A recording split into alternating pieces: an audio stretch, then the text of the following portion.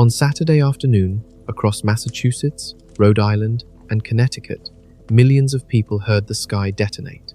What they did not have was the one thing that usually makes a fireball easy to understand: a view of it. NASA has since identified the cause as a 3-foot meteor that broke apart about 40 miles above Earth, releasing energy equal to 300 tons of TNT in roughly a single second.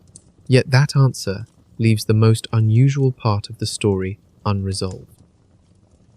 At the same instant the bolide burst over Cape Cod, New England was sitting beneath the cloud shield of a storm system that, for late May, was already out of place. A nor'easter moving south instead of north, positioned directly between the explosion and everyone below. So the evidence became strangely indirect. Here was a verified blast in the atmosphere, heard and felt across 3 states, with almost no visual witnesses. Ultimately tied to an object detected by a satellite built for another purpose. That is what makes this case worth slowing down for. It asks a quiet but important question. How do we understand an event in the sky when the sky itself hides the evidence? Calm Space follows the stories behind storms and the strange moments when weather, space, and human perception overlap. If you heard it, the essential details are simple but valuable. Where you were, what it sounded like, and what you first believed had happened. The first chapter of the event is not a streak of light, but a sound. At 2:06 inches the afternoon on Saturday, the 30th of May 2026, an object roughly comparable in size to a small refrigerator entered Earth's atmosphere at about 20 times the speed of a rifle bullet. Somewhere above New England, the atmosphere briefly became a place of violence, even though the ground below had no clear visual clue. In eastern Massachusetts, the reports began with a single hard boom. For some listeners, it resembled the nearest and loudest thunderclap they could imagine, except there was no thunderstorm directly overhead to explain it. Others heard something more like a far-off explosion, the sort of sound that might make people think of an industrial accident several miles away. A few described a deeper, rounded pop that seemed to arrive from the air itself rather than from any street, building, or direction on the ground. The descriptions varied, as human descriptions always do. But the physical effect was consistent. Cabinets rattled, dishes shook, frames on walls shifted slightly, windows trembled. Entire houses seemed to give a brief shiver, as if a heavy truck had passed too close, though no such source was nearby. Then, almost immediately, it was over. The vibration lasted only a second or two, the noise faded just as quickly, and the ordinary quiet of the afternoon returned. In that brief gap between sound and explanation, the event became something deeply unsettling, a disturbance that behaved like a local disaster, but left no local scene behind. Within minutes, police departments across eastern Massachusetts began receiving calls from people trying to make sense of what they had just experienced. The questions were practical and urgent. Had something exploded? Had a building collapsed? Was there a gas main rupture? Had an accident occurred at a refinery, chemical plant, or industrial site somewhere in the region? Others wondered whether military aircraft had produced a sonic boom. Some asked whether the shaking might have been an earthquake. The geography of the reports made the mystery larger, not smaller. From Scituate to Cambridge, from Concord to Linfield, and from Brighton to Wayland, people were asking versions of the same question, without realizing how widely that question was spreading. Emergency services responded in the only reasonable way they could at first. They searched for a cause on the ground. The Boston Police Department sent units into Brighton after reports of a possible explosion. Other departments handled similar calls across the region, but the expected signs never appeared. There was no smoke plume, no fire, no damaged structure, no ruptured pipeline, and no obvious site where an event of that scale could have taken place. This absence mattered. A sound powerful enough to shake homes across such a wide area should, in an ordinary case, point back to something visible. Here, It pointed nowhere on the ground at all. With no blast site to find, many people turned to the other explanation that seemed to fit the shaking: an earthquake. The United States Geological Survey website became a natural place to look, especially the USGS Did You Feel It system, where members of the public can submit reports when they believe they have felt seismic activity. Soon after the event, reports began appearing from across eastern Massachusetts. Many described motion similar to what a small earthquake might cause. Across multiple submissions, the reported effects clustered around modified Mercalli intensity level 4 or 5, a range associated with shaking that can rattle dishes and is commonly noticed indoors, though it usually does not produce structural damage. Even the map of the report seemed at first glance to offer a possible clue. The pattern was compatible with a source located somewhere off the coast of northeastern Massachusetts, but this was only the public-facing part of the evidence, and it could not stand on its own. Felt reports describe what people experienced. They do not by themselves prove what caused it. That distinction becomes important in events like this, where the body senses shaking before the instruments reveal where it came from. The earthquake idea weakened quickly because the instruments did not agree with it. The USGS seismic network, made up of seismometers across the Northeast that detect ground motion from actual tectonic events, did not record a matching earthquake. There was no detectable seismic source corresponding to the noise and shaking reported by thousands of people. In other words, the disturbance had been felt at the surface, but it had not begun inside Earth. Whatever had moved through the region that afternoon was not a fault slipping underground or a small quake passing through the crust. The explanation had to shift upward. The National Weather Service Forecast Office at Mark's weather discussion page later described that transition in public communication that circulated that evening. According to the office, early speculation had focused on a possible earthquake, but the available seismic data did not confirm earthquake activity tied to the event. Attention had therefore moved toward an atmospheric source. That change in direction is the pivot of the whole case. The shaking did not rise from below, it arrived from above, carried as an acoustic shock through the air. Once the source was placed in the atmosphere, the list of plausible mechanisms became much shorter. To rattle dishes across an entire state, the air would need to be struck by something capable of producing a powerful pressure wave. A meteor moving at extreme speed, large enough to generate a shock and then fragment high above the surface, fits that kind of signature. NASA's later confirmation supplied the missing framework: a 3-foot meteor breaking apart at 40 miles altitude, with an energy release equivalent to 300 tons of TNT in 1 second. But even with that identification, the event remains unusual in how it was experienced. Most people did not see a flash.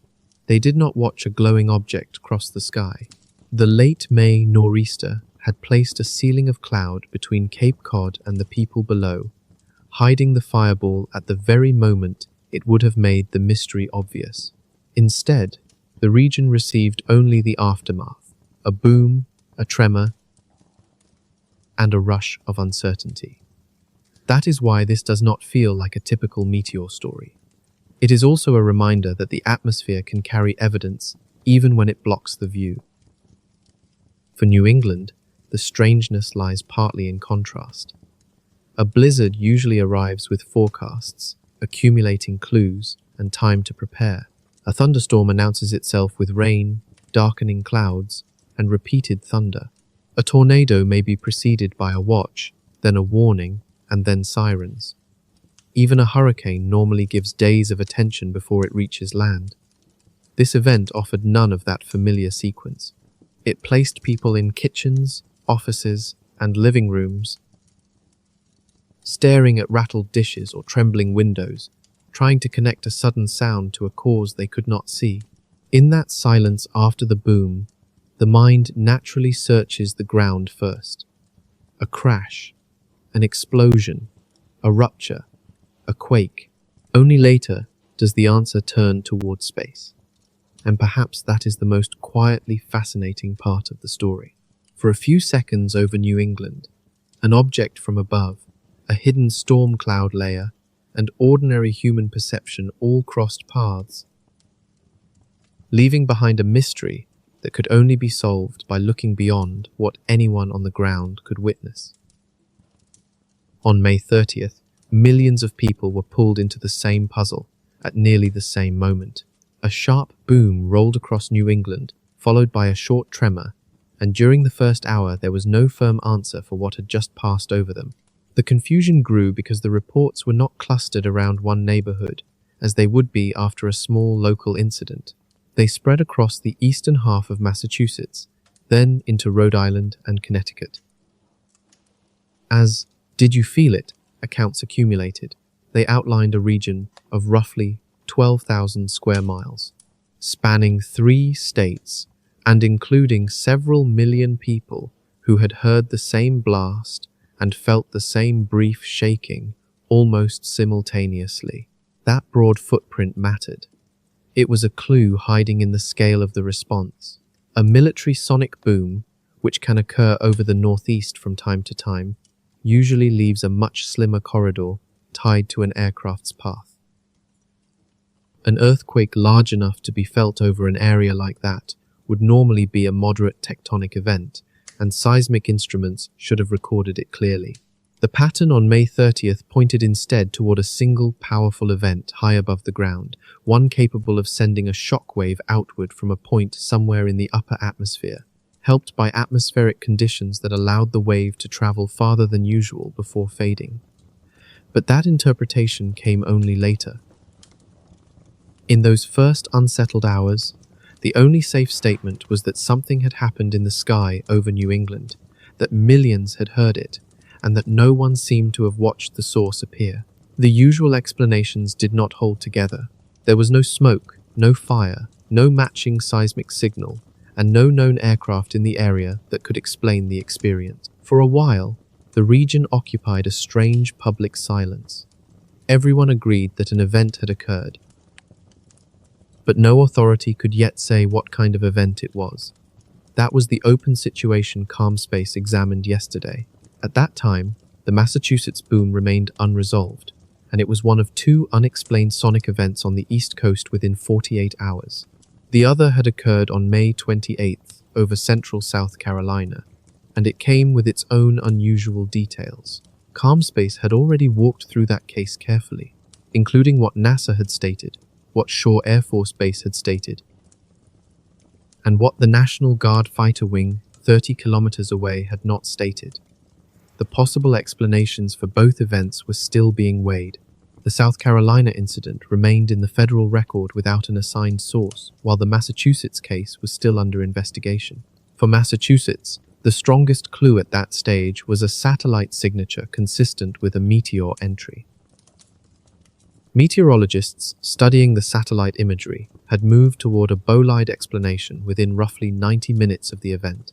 The American Meteor Society pending Fireball Reports queue was also receiving submissions from the region. Based on what was available then, the most likely scenario was that an object had entered Earth's atmosphere at high speed and broken apart somewhere over the Cape Cod approach. Then, late yesterday afternoon and into the evening, the official attribution arrived. NASA issued a public statement and confirmed what the satellite evidence had been suggesting from the beginning. The boom that shook dishes across Massachusetts, Rhode Island, and Connecticut on the afternoon of May 30th was caused by a meteor. In one sense, that closes the file. The New England Saturday afternoon event now has a named source in the federal record. Under ordinary circumstances, this would be a simple update. Confirm NASA's conclusion, explain the technical language, and move on, But the confirmation does not answer the most intriguing part of the case. It explains the sound. It does not explain the missing sight. A meteor of this scale entering the atmosphere over one of the country's most densely populated coastlines should, under normal atmospheric circumstances, have produced a visible fireball and a large number of reports across multiple states. Instead, there were essentially no confirmed visual accounts.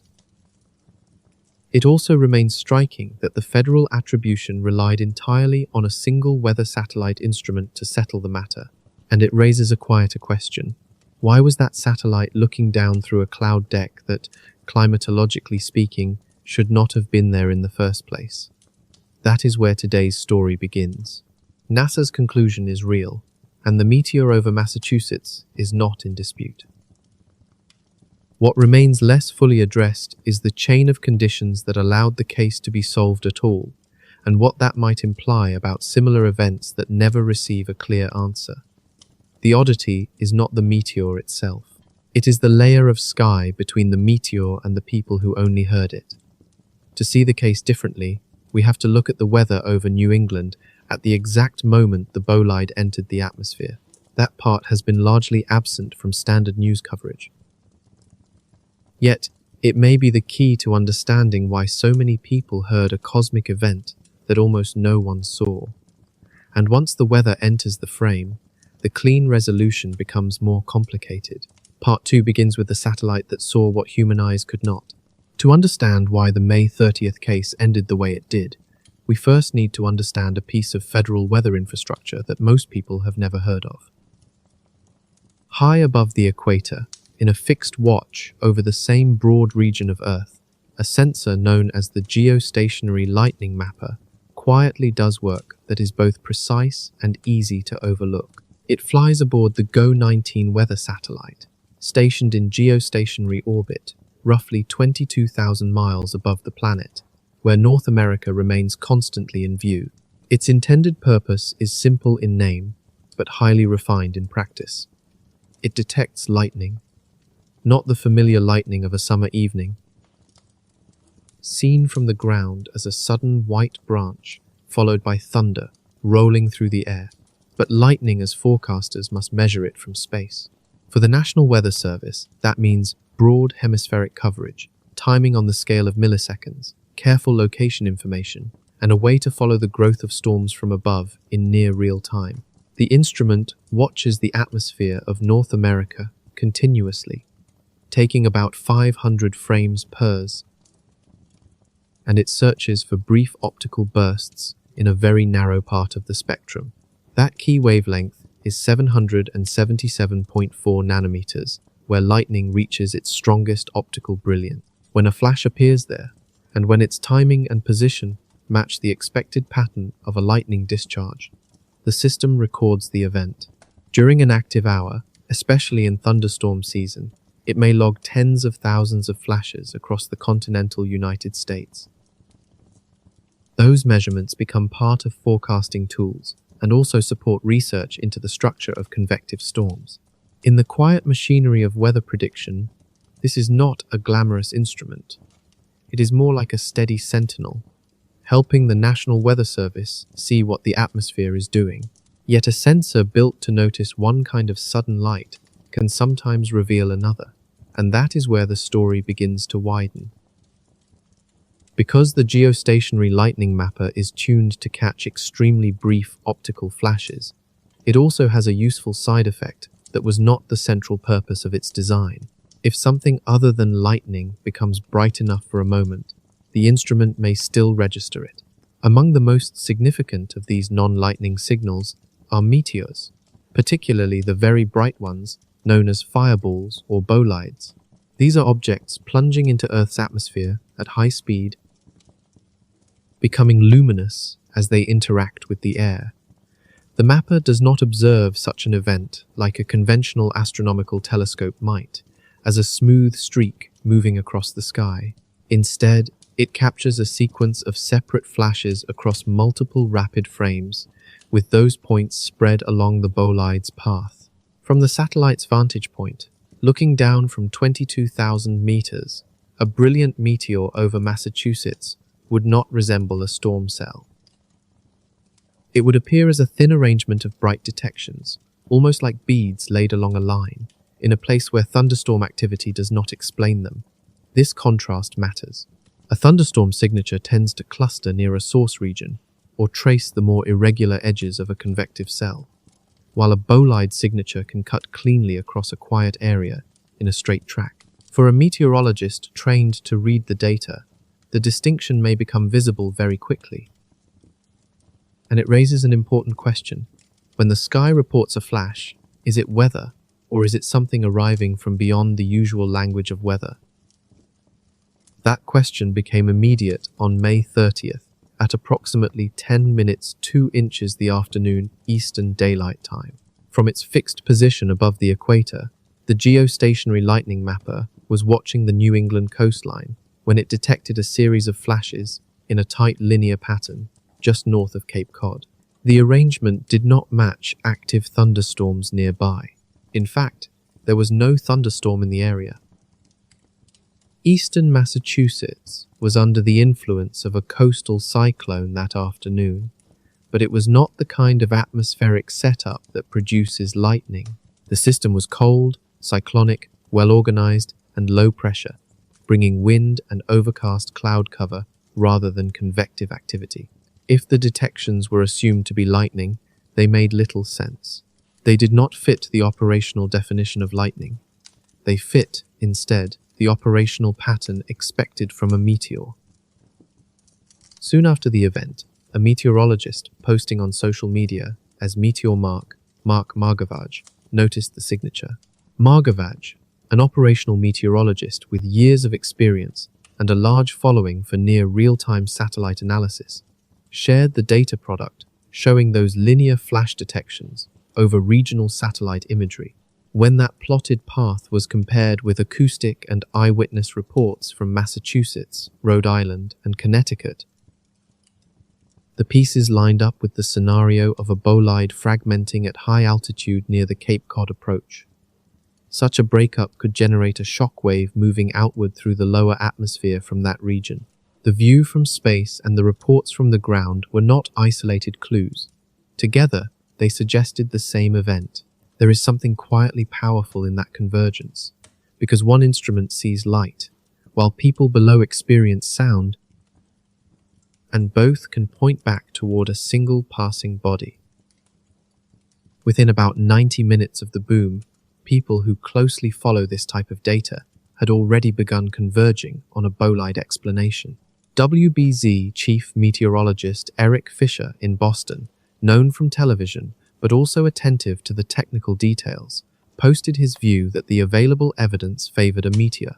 Other operational meteorologists who were examining the same signature through the afternoon reached similar conclusions. By early evening, the working hypothesis had grown stronger, not because of one clue alone, but because several independent details were pointing in the same direction. The geostationary lightning mapper data showed the linear flash pattern. There was no seismic signature. The area over which the boom was felt had a broad geographic scale, and the satellite-detected flashes were arranged in a way that aligned more naturally with a high-altitude meteor event than with ordinary lightning. In a case like this, certainty is built carefully, by excluding what does not fit and weighing what remains. The evidence did not need to be dramatic to be persuasive. It needed to be consistent. The American Meteor Society adds another important layer to this kind of investigation, and its role is worth pausing over because many people are unaware that it exists. The Society is a public organization that operates a website where ordinary observers can submit fireball reports. Someone who sees a meteor enter the atmosphere can go to the site and record what they saw, when they saw it, where they were located, and which direction they were facing. Those reports are then gathered together, placed on a map, and used to help triangulate the bolide's trajectory. For a bright event visible over populated regions, the Society's pending fireball reports queue can fill with hundreds of submissions in only a few hours. As those accounts accumulate, the emerging trajectory map becomes one of the main data products used to describe the event. It is a reminder that the record of a meteor can be assembled from very different kinds of witnesses. A satellite measuring flashes at 777.4 nanometers. Meteorologists reading patterns in near real time, and people on the ground who simply looked up, heard something, or felt the atmosphere answer. In the hours after the boom on May 30th, reports from Massachusetts and the surrounding region began appearing in the American Meteor Society's pending fireball queue. Those ground observations helped turn a confusing sound into a more coherent event. Some witnesses had seen only a quick flash through a gap in the clouds. Others noticed the overcast sky brighten for an instant as the bow light moved through it. Each account added a small piece to the pattern. When those public reports were compared with the Society's combined trajectory, the geostationary lightning mapper detections, and the spread of acoustic accounts across the region, the same outline kept emerging. An object had come into the atmosphere from the northeast, broken apart high above the Cape Cod approach, and sent a shockwave southward and westward through the lower atmosphere into the 3 states where people were reporting the boom. By late Saturday evening, NASA was preparing the public explanation that would be released during the next 24 hours. For this type of attribution, the agency's process involves the NASA Marshall Space Flight Center in Huntsville, Alabama, where a meteoroid environment program models small near-Earth objects and studies how often they enter the atmosphere. In a case like this, Marshall's task is to gather the available strands of evidence the geostationary lightning mapper signal, the eyewitness reports collected by the American Meteor Society, and the geographic footprint of the felt area, and use them to estimate the object's parameters and energy. The conclusion eventually came. NASA confirmed that the May 30th Massachusetts event was a meteor. The agency placed the object's pre-atmospheric diameter at approximately 3 feet, its pre-atmospheric velocity at approximately 75,000 miles per hour, and the energy released during fragmentation at approximately 300 tons of TNT equivalent. The fragmentation altitude was given as approximately 40 m above ground level. Once that finding was released through the agency's official communication channels, the federal record had a firm attribution for something that, only a day earlier, had been one of the region's most widely discussed and least understood acoustic events. In a narrow procedural sense, this is exactly how a federal bolide attribution chain is meant to unfold. A bright meteor enters the atmosphere. A federal censor records a signal. A public reporting group gathers witness accounts. A federal agency estimates the energy and identifies the source. Within a couple of days, the public receives an answer. On paper, the case is resolved. Yet this is where the story becomes more delicate, because the system nearly failed for a simple reason. The satellite that detected the meteor was not built primarily to find meteors. The geostationary lightning mapper is, as its name says, a lightning sensor. Its ability to register the bolide was a useful result of its optical sensitivity, not the purpose for which it was designed. That distinction matters. At present, there is no federal sensor system in operation whose main mission is to detect meteor entries over the continental United States. Research programs do study near-Earth object populations in space. Military satellites carry infrared systems that can observe bright atmospheric events as part of missile warning operations, though those data are generally not made public. Radar networks can detect some objects when conditions allow. But for the public-facing, operational federal detection of a fireball over a populated area in real time, the practical tool may be an instrument designed for an entirely different job. This raises an uncomfortable question. How much of the certainty in this case depended on good timing and good geometry? If the meteor had been a little dimmer, the geostationary lightning mapper might not have recorded it. If the entry angle had changed slightly, or if fragmentation had occurred a bit farther offshore, farther north, or outside the instrument's more favorable viewing position, the signal might have been missed. If the May 30th event had occurred over a region less favorably covered by the instrument's footprint, or during a period when the duster product was temporarily down for maintenance, the available federal sensor data might not have supported a clear attribution at all. The boom still would have rolled through the air. people still would have reported shaking. The "did you feel it" system still would have mapped the felt area, but the federal record might have ended with another unexplained acoustic event, entered into a catalogue with no assigned source and no obvious path to closure. That is not just a hypothetical concern. Similar cases are already present in the record. The May 28 South Carolina event discussed by CalmSpace remains in the federal record with the event type designation sonic boom and no attached source. NASA publicly stated that no fireball was detected. The usual possibilities, including military supersonic activity and seismic events, were ruled out by the relevant agencies. The case therefore remained unresolved. The main reason the May 30th Massachusetts event did not fall into that same category is that the geostationary lightning mapper was operating, was viewing the right portion of sky, and recorded a signature bright enough to turn public uncertainty into a federal attribution within 48 hours. The lesson is quiet but important.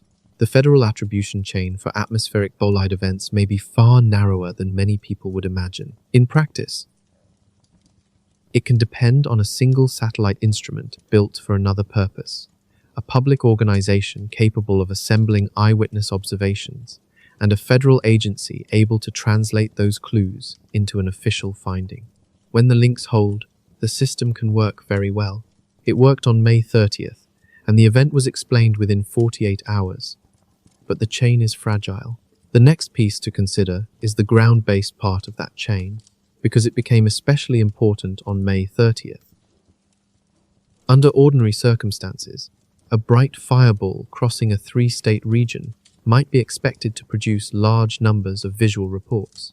On this date, however, the ground-based visual witness chain produced almost nothing, and that absence may be the most revealing part of the entire event. The reason so little appeared on the ground was already hidden in the satellite view, in the same geostationary lightning mapper imagery that was recording the meteor's brief flashes.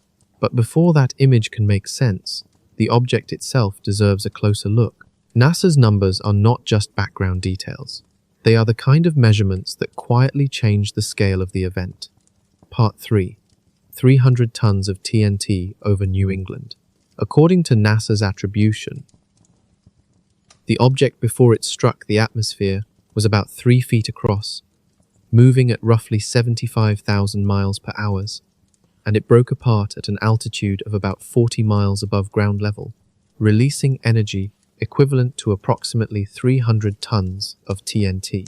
Each figure points to a different part of the story. Together, they let us reconstruct what was happening above New England that afternoon, even though almost nothing lasting was left behind. Start with the size, 3 feet in diameter. In ordinary terms, that is not a mountain in space. It is closer to a large beach ball, a small refrigerator, or the scale of a household bathroom can. So the body was small by astronomical standards, far below the sort of object that would normally be listed among catalogued near-Earth asteroids. It belonged to the tiny end of the population that runs into Earth's atmosphere. Objects like this can be made in large numbers through collisions in the asteroid belt and through the slow breaking apart of comets that have moved through the inner solar system. They travel around the sun in enormous numbers. Most never approach Earth at all. Of those that do cross Earth's path, only a much smaller subset actually meets the planet. That is why, over planetary time, small bolide events are not especially rare. Something around this size enters the atmosphere somewhere on Earth on a weekly basis. Usually, the ocean absorbs the spectacle, or it happens above empty land, or at a time when almost nobody is watching. The May 30th event was different because it unfolded over a major population corridor on the United States East Coast in the afternoon during a holiday weekend. That timing is part of why a small object became a widely noticed event. Then comes the speed, 75,000 miles per hour before the atmosphere had slowed it down. To feel how extreme that is, compare it with machines we already think of as fast. The SR-71 Blackbird, the fastest jet aircraft ever built, reached about 2,200 miles per hour. This bolide was moving more than 30 times faster. The International Space Station circles Earth at about 17,000 miles per hour, yet that is still more than 4 times slower than the May 30th object. The space shuttle during re-entry, famous for its hypersonic descent and glowing passage through the atmosphere, was also moving at about 17,000 miles per hour near the upper end of its re-entry profile. Again, the bolide exceeded that by more than a factor of 4. At such speeds, ordinary intuition stops being useful. A calmer way to understand the event is to ask what motion becomes when physics converts it into energy. That conversion is the heart of the matter. Kinetic energy does not increase in a simple one-to-one way with speed. It scales with the square of velocity. If the speed doubles, the energy becomes 4 times larger. If the speed triples, the energy rises by a factor of 9. So a rock, only 3 feet across, sitting still, is not an object of much energetic interest. The same 3 feet rock traveling at 75,000 miles per hour becomes something very different. NASA's released figures give the result of that transformation.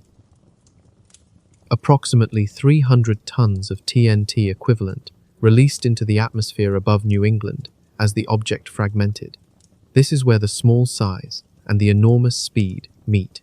The body was not large, but its velocity allowed it to carry a startling amount of energy into the sky. In absolute terms, 300 tons of TNT is substantial. It is roughly comparable to the energy of a small tactical military weapon. It is about 3 times the energy of the explosion that destroyed the city block in Beirut Harbor in 2020. It is also about 30 times the energy of the largest non-nuclear weapon currently in the United States military inventory. If that same amount of energy had been delivered at ground level, the outcome would have been entirely different. A crater visible from orbit and a destruction radius measured in miles. But that is not what happened. The energy was released roughly 40 miles up, high in the atmosphere, far from buildings and streets. At that altitude, the thin air above the troposphere can absorb and spread the event in ways that do not resemble a comparable detonation at the surface. The question becomes less, how much energy was there? And more, where did the atmosphere allow that energy to go? This is the part that can feel counterintuitive. In only a few seconds, the May 30th event released more energy than many industrial accidents release across their entire occurrence, and it did so above millions of people. Yet on the ground, the experience was limited to a loud sound and a short vibration. There was no destruction, no fire, no surface debris, and very little for television cameras to show. The energy was transformed into a shock wave, moving through the lower atmosphere as a sonic boom, into a brief optical flash high overhead, and into heating of nearby air that soon mixed away and vanished.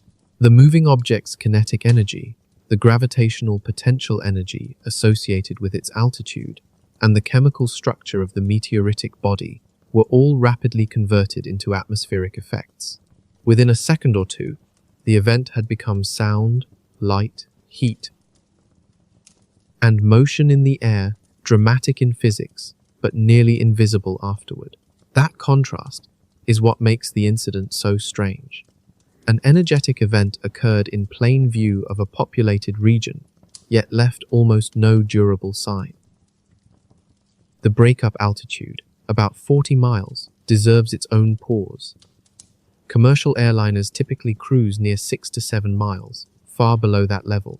Most weather occupies the lower 7 to 10 miles of the troposphere, also well beneath the fragmentation region. 40 miles is near the upper boundary of the stratosphere, in a part of the atmosphere sometimes called the mesosphere. Conditions there bear almost no resemblance to life at the surface.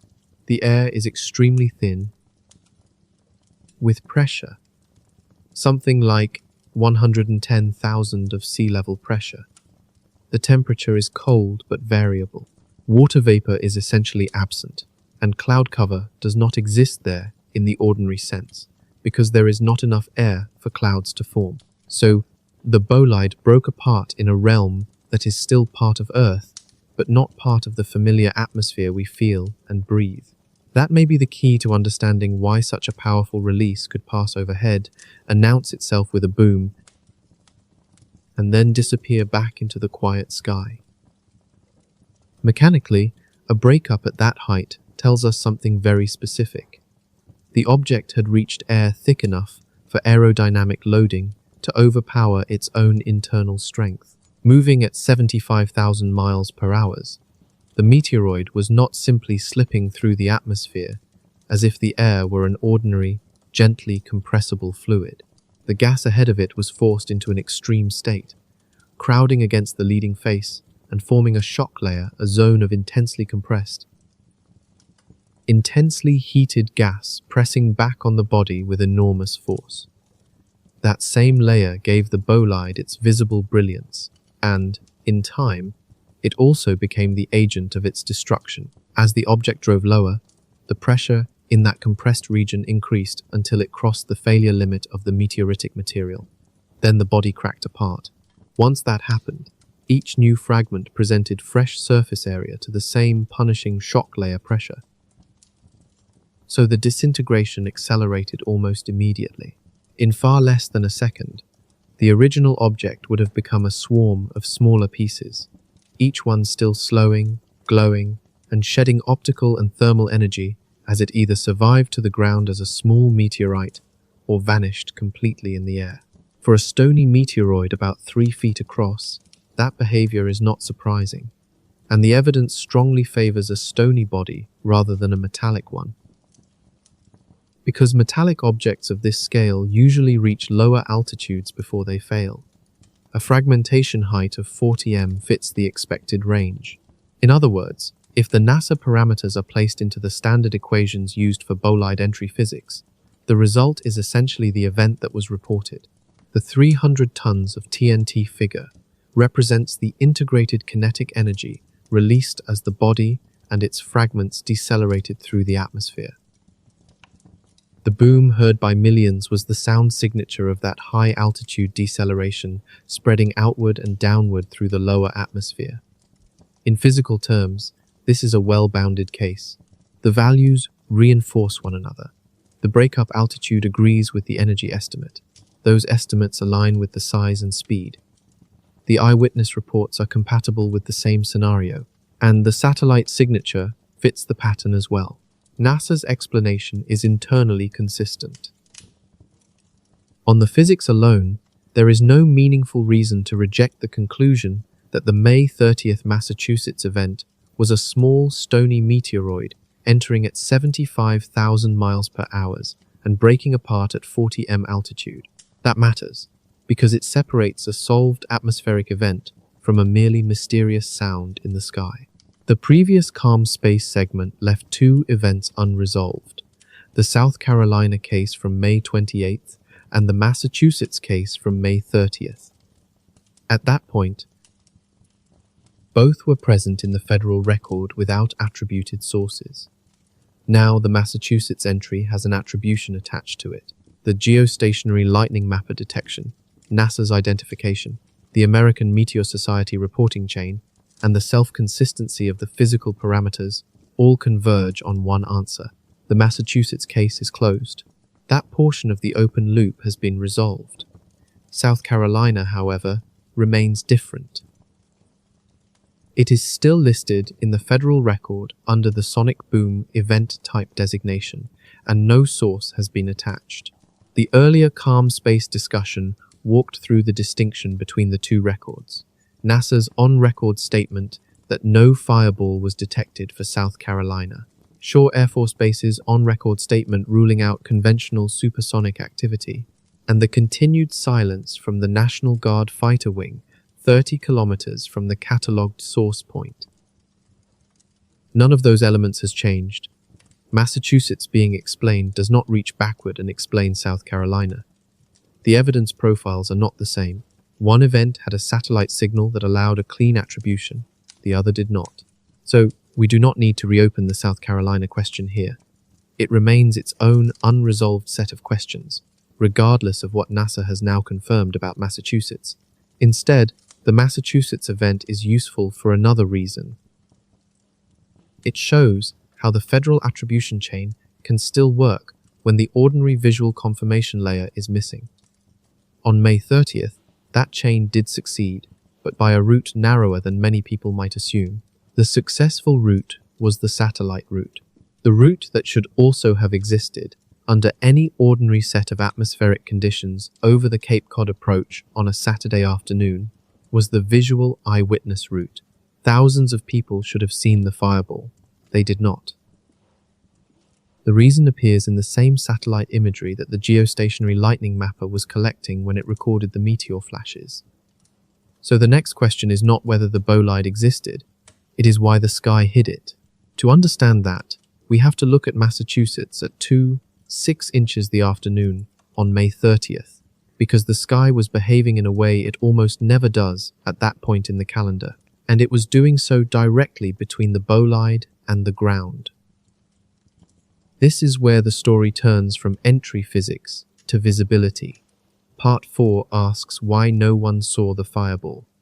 Consider the scale of the problem for a moment. If a meteor matching NASA's description, 3 feet wide, moving at 75,000 miles per hour, fragmenting at 40 m altitude, and releasing energy equivalent to 300 tons of TNT, arrives over a populated region on a Saturday afternoon, how many observers should notice it? Under ordinary conditions, the answer would be many. Such an object should draw a visible streak across a large portion of the sky. Its fragmentation, if the view were clear, would likely appear from the ground as a brilliant flash followed by a luminous trail that fades slowly, sometimes over many seconds. The optical output was strong enough to be detected by a satellite built to observe lightning from 22,000 meters away. That sets a useful expectation.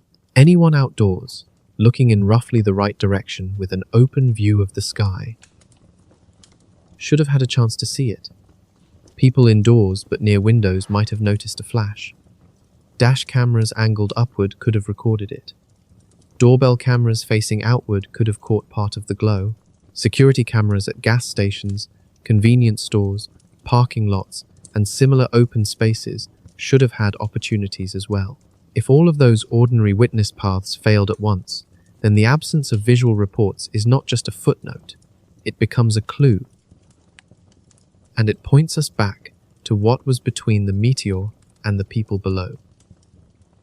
For a bright daytime bolide over the northeastern United States, especially on a Saturday afternoon under clear skies, the normal evidence trail would be enormous. Within a day, you would expect a flood of unrelated recordings, dash cams, porch cameras, storefront security systems, and casual phone clips, all catching some version of the same luminous passage. Yet the May 30th Massachusetts event left almost none of that visual record behind. The American Meteor Society did receive pending fireball reports, but the pattern of those reports was telling. People described sharp sounds, shaking, and in some cases brief flashes glimpsed through openings in the cloud cover, rather than a detailed view of the bolide itself.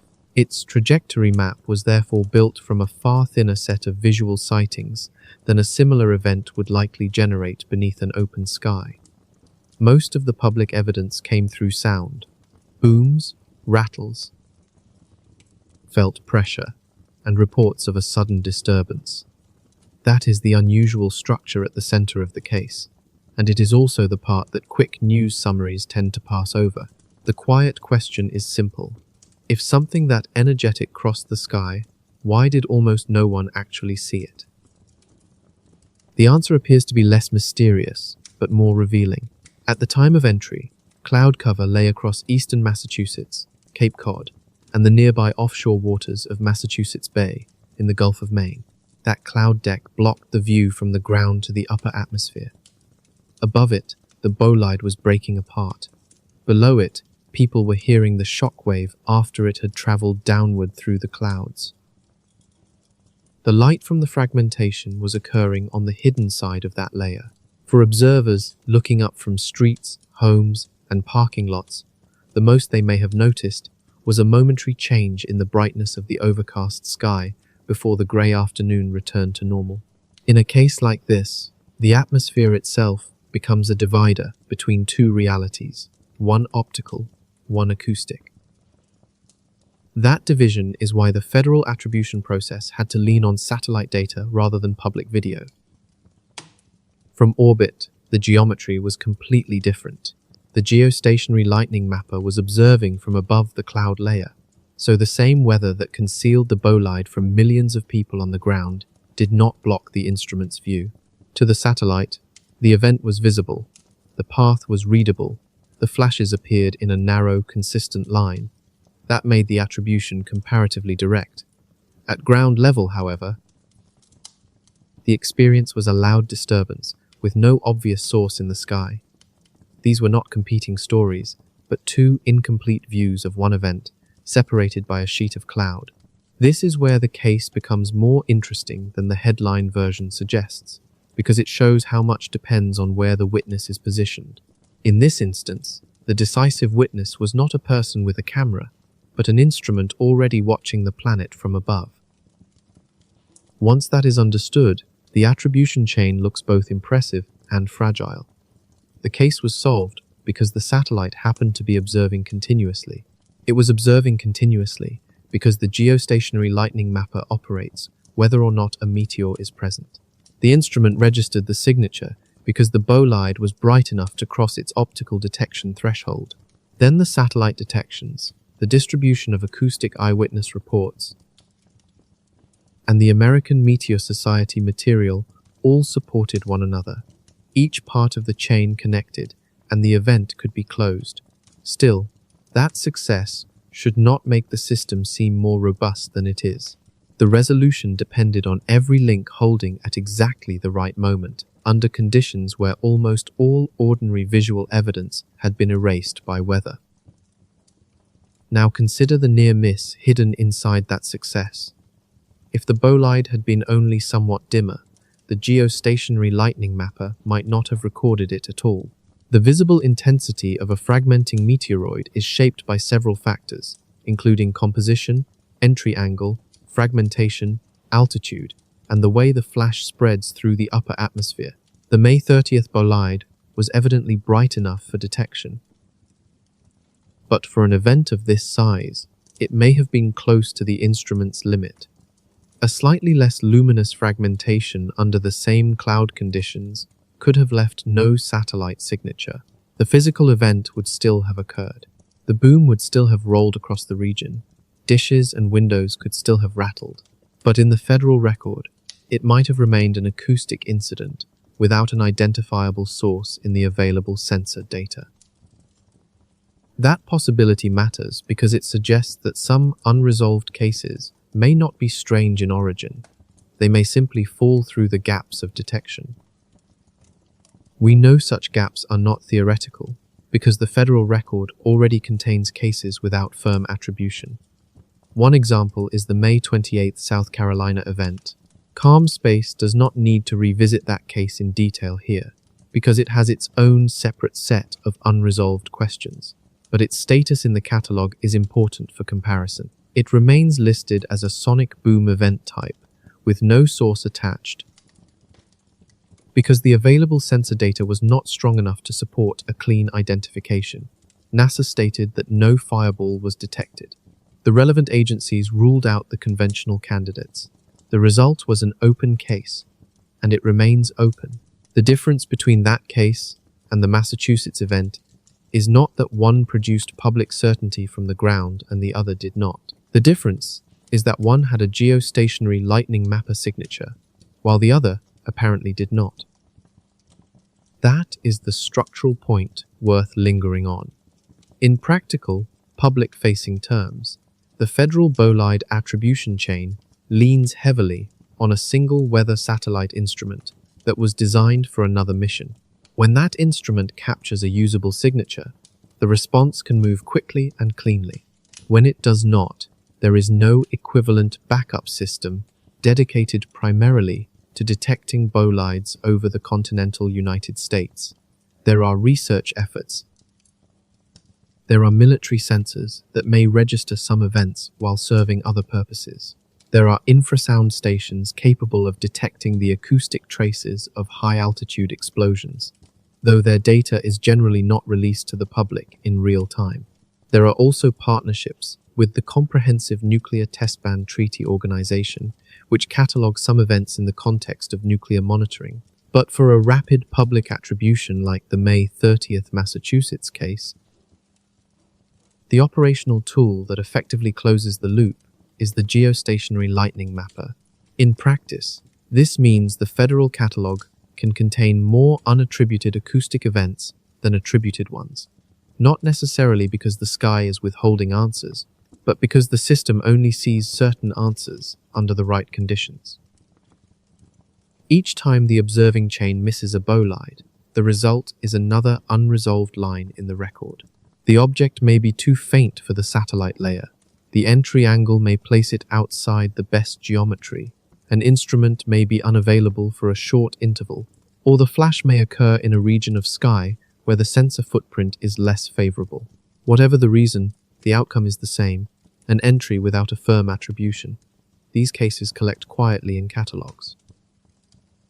They rarely become headlines, because the public-facing facts may amount to little more than a loud report, a brief disturbance, and no confirmed source. Most are stored away and then disappear from attention. A smaller number, such as the South Carolina case from May 28th, attract enough curiosity to justify a closer look on calm space. But they are exceptions. The important point is that the May 30th event is not only a meteor story. More precisely, it is a story about how many separate conditions must fall into place before a meteor can be identified with confidence at all. On May 30th, those conditions happen to line up. They might just as easily have failed. And the most revealing part of the case, the part that ordinary coverage has largely passed over, is the cloud deck that removed the visual evidence chain and left the attribution process dependent on a single satellite instrument. That cloud layer was not a random backdrop. It came from a coastal cyclone, and that cyclone was itself a meteorological anomaly. At 2:06 inches the afternoon on May 30th, the atmosphere over Massachusetts was behaving in a way that is highly unusual for that date. It was also positioned directly between the bolide and observers on the ground. Put those two facts side by side, and the shape of the case changes. A meteor entered above a region where an anomalous storm had erased ordinary visual confirmation, and the federal attribution chain, held together only because a satellite built for another purpose was looking at the right place at the right moment. That suggests something more fragile than a simple success story. It may be better understood as a case where the system just managed to work, balanced on top of a weather pattern that also needs explaining. That is why the next part turns to the storm itself, because the system over Cape Cod at 2:06 on May 30th. 2026 was one of the strangest to occupy that patch of sky in a very long time. In the quiet mechanics of this event, the meteor and the weather become inseparable. The question is not merely what crossed the atmosphere, but what the atmosphere was doing when it happened. Part 5 begins with a storm that, in the usual seasonal sense, had little business being over Cape Cod at that moment, a backward-moving nor'easter in late May. This does not mean such a formation is physically impossible. Given the right setup, the atmosphere can arrange itself into many unusual patterns, and no rule of climatology forbids a coastal cyclone from forming near New England at the end of May. But statistics matter. Calendar timing matters. If a meteorologist had been asked what satellite imagery should look like on May 30th, this particular arrangement would not have been the expected answer. Mark Maravage, a meteorologist who posts on social media as Meteor Mark, noticed the system as it was happening. At 5:26 inches the afternoon Eastern Daylight Time on May 30th, several hours after the bolide had crossed above the cloud shield, He shared satellite imagery of the storm. The view showed an organized coastal cyclone with a distinct circulation center sitting off the New England coast.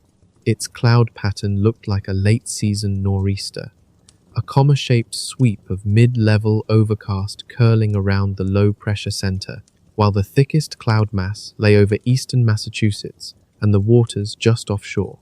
In other words, the very region where visual confirmation would have mattered most was hidden beneath the densest part of the system.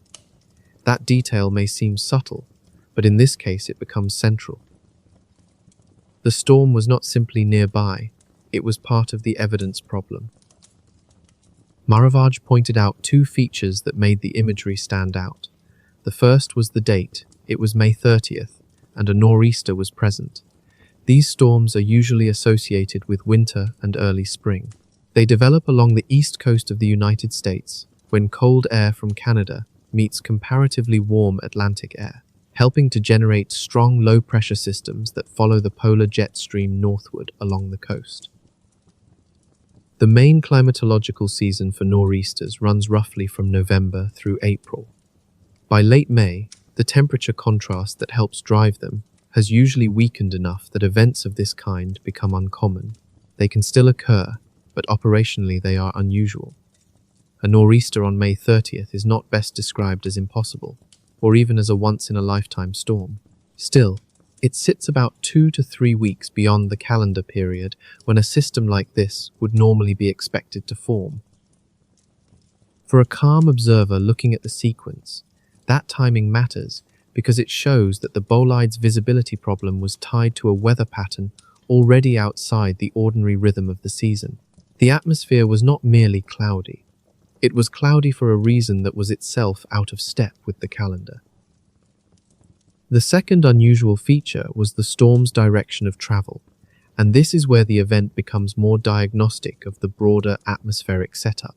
Nor'easters, by definition, are extratropical cyclones that generally move northward along the east coast.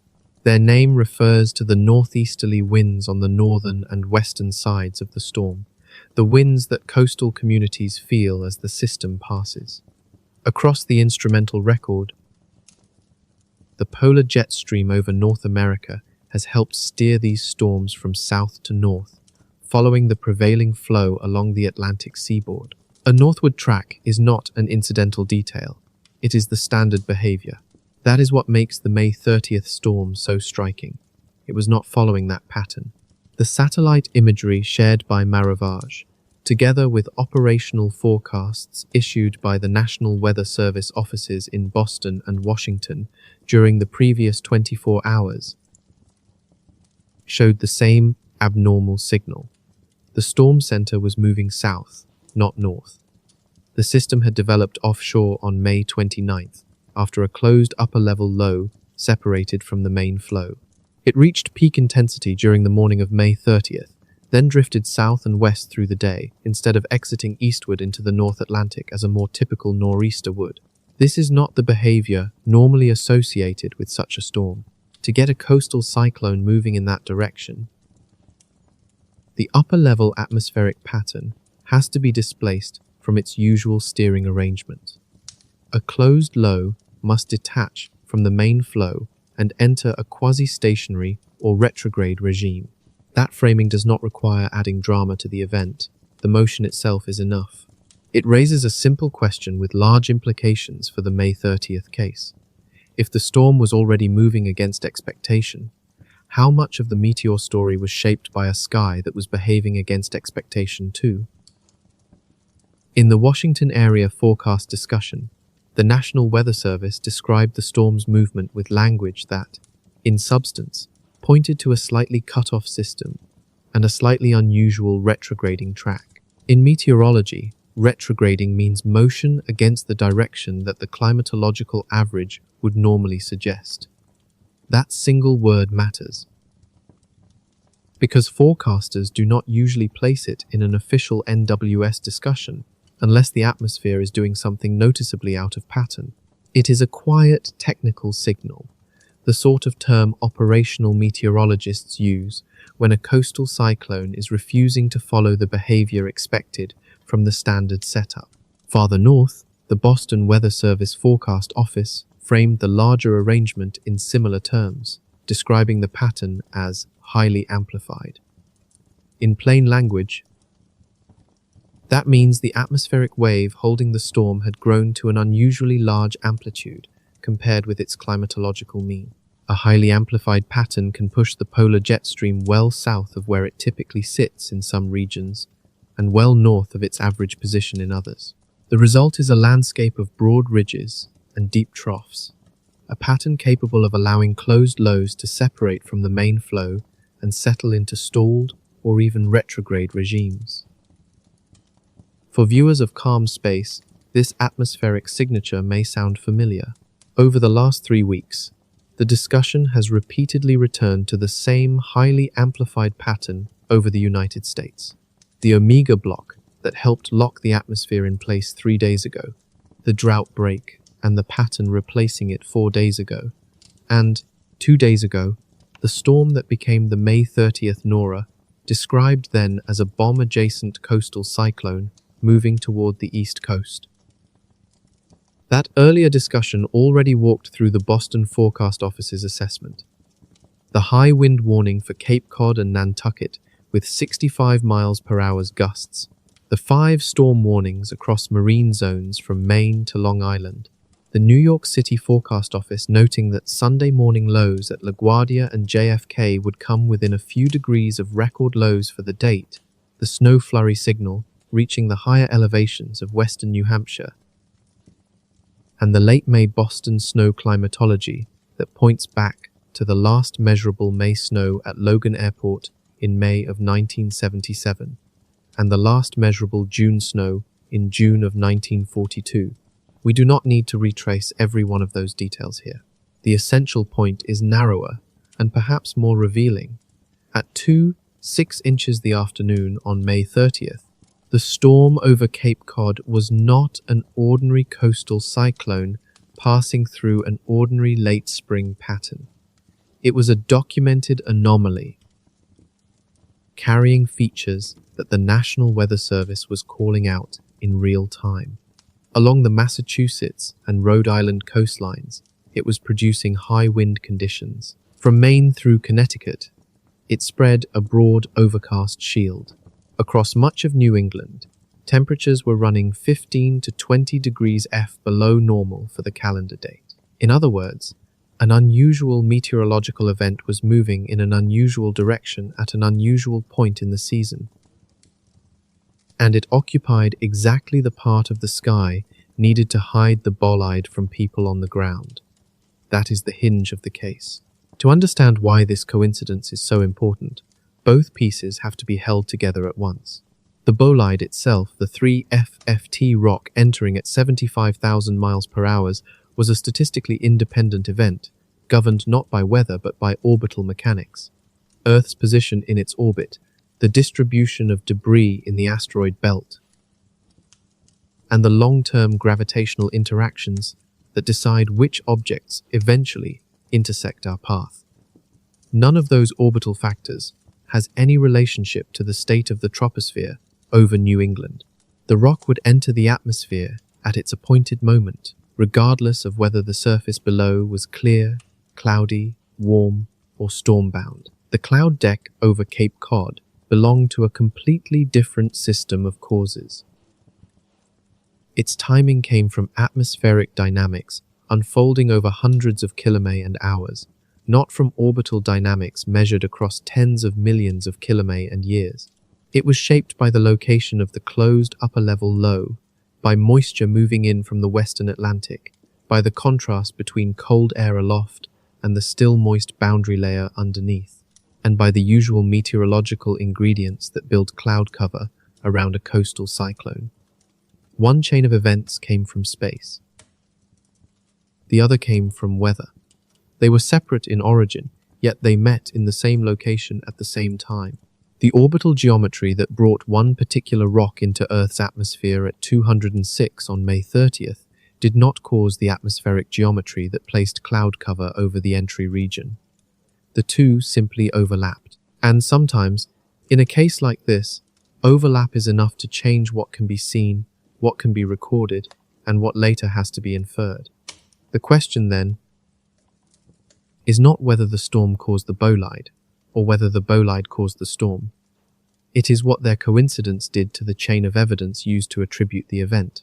That federal attribution chain is layered: satellite detection, visual reports from witnesses, acoustic reports from witnesses, infrasound monitoring, military sensor data, and other inputs. Some layers remain useful, no matter what the weather is doing. A geostationary lightning mapper can see through the cloud problem because it observes from above the cloud layer. Acoustic reports can still occur because sound moves through the lower atmosphere, even when the sky is hidden. But visual testimony is different. Dashcam clips, doorbell camera recordings, security footage, eyewitness descriptions of a fireball, and social media videos all require a clean line of sight between the object and an observer on the ground. On May 30th, that sightline was removed by a cloud deck that was itself part of an anomalous weather setup. The attribution process, therefore, had to place more weight than usual on the satellite layer. Fortunately, that layer was functioning, and the signature was bright enough to be detected. In a calmer sky, the event might have left a broader visual trail from the ground.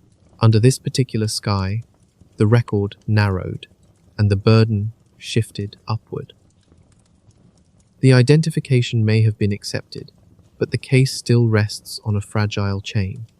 One sensor, built for another job, observing from 22,000 miles away, and registering a signal that appears to have been near the lower edge of what it could reliably detect for an event of this scale. That kind of dependence is not a minor technical detail. It is exactly the sort of thing the public deserves to understand. The cloud layer over Cape Cod was not a random inconvenience either.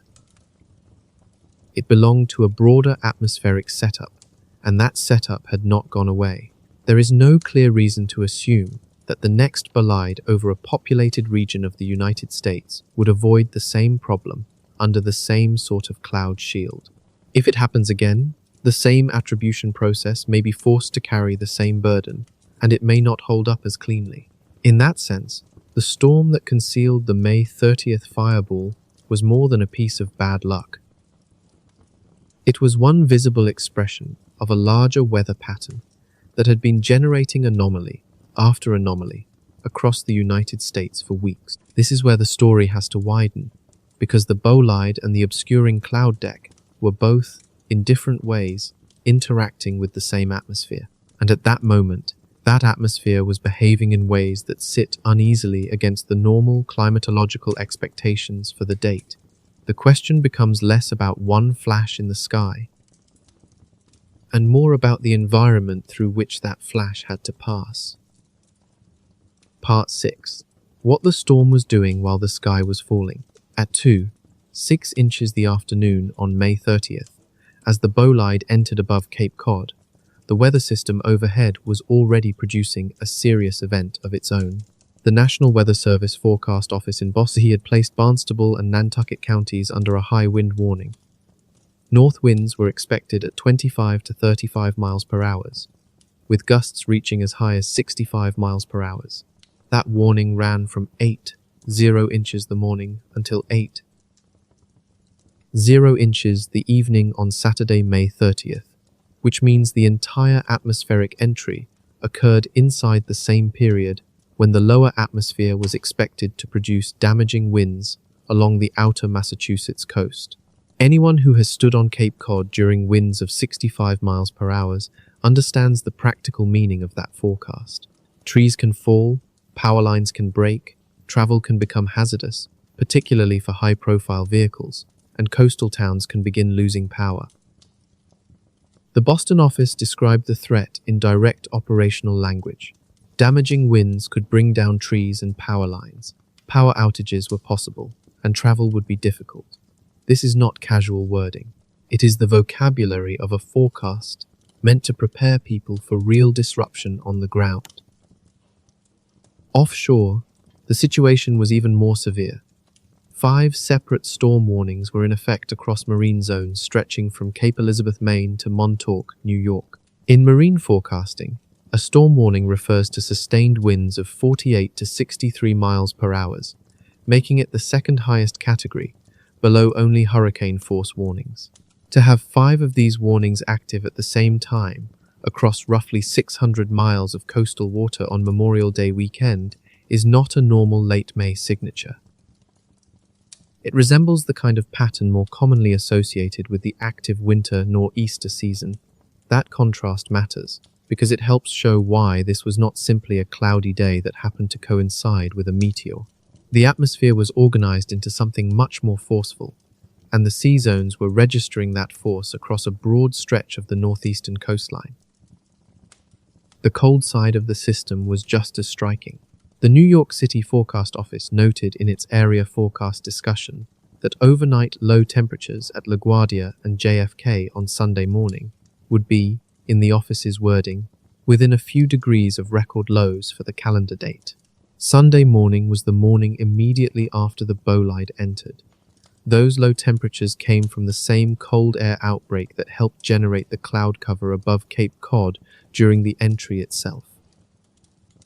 Near-record cold in the New York metropolitan area at the very end of May is another signal that the event was pushing beyond the usual climatological range for that point on the calendar. Frost advisories were posted for interior southern New England, and snow flurries were expected in the higher elevations of western New Hampshire. The Boston Forecast Office also noted that the most recent measurable May snow at Logan Airport had occurred on the 9th of May, 1977. While the most recent measurable June snow at Logan had occurred on the 11th of June 1942. When working forecasters have to reach back 4 to 5 decades for calendar-relevant snow comparisons, it suggests that the pattern was not merely unusual in tone, but unusual in a way that demanded historical context. It raises a quiet but important question. What happens when a rare atmospheric setup becomes the background for an equally rare sky event? Now place the fireball back inside that same column of air.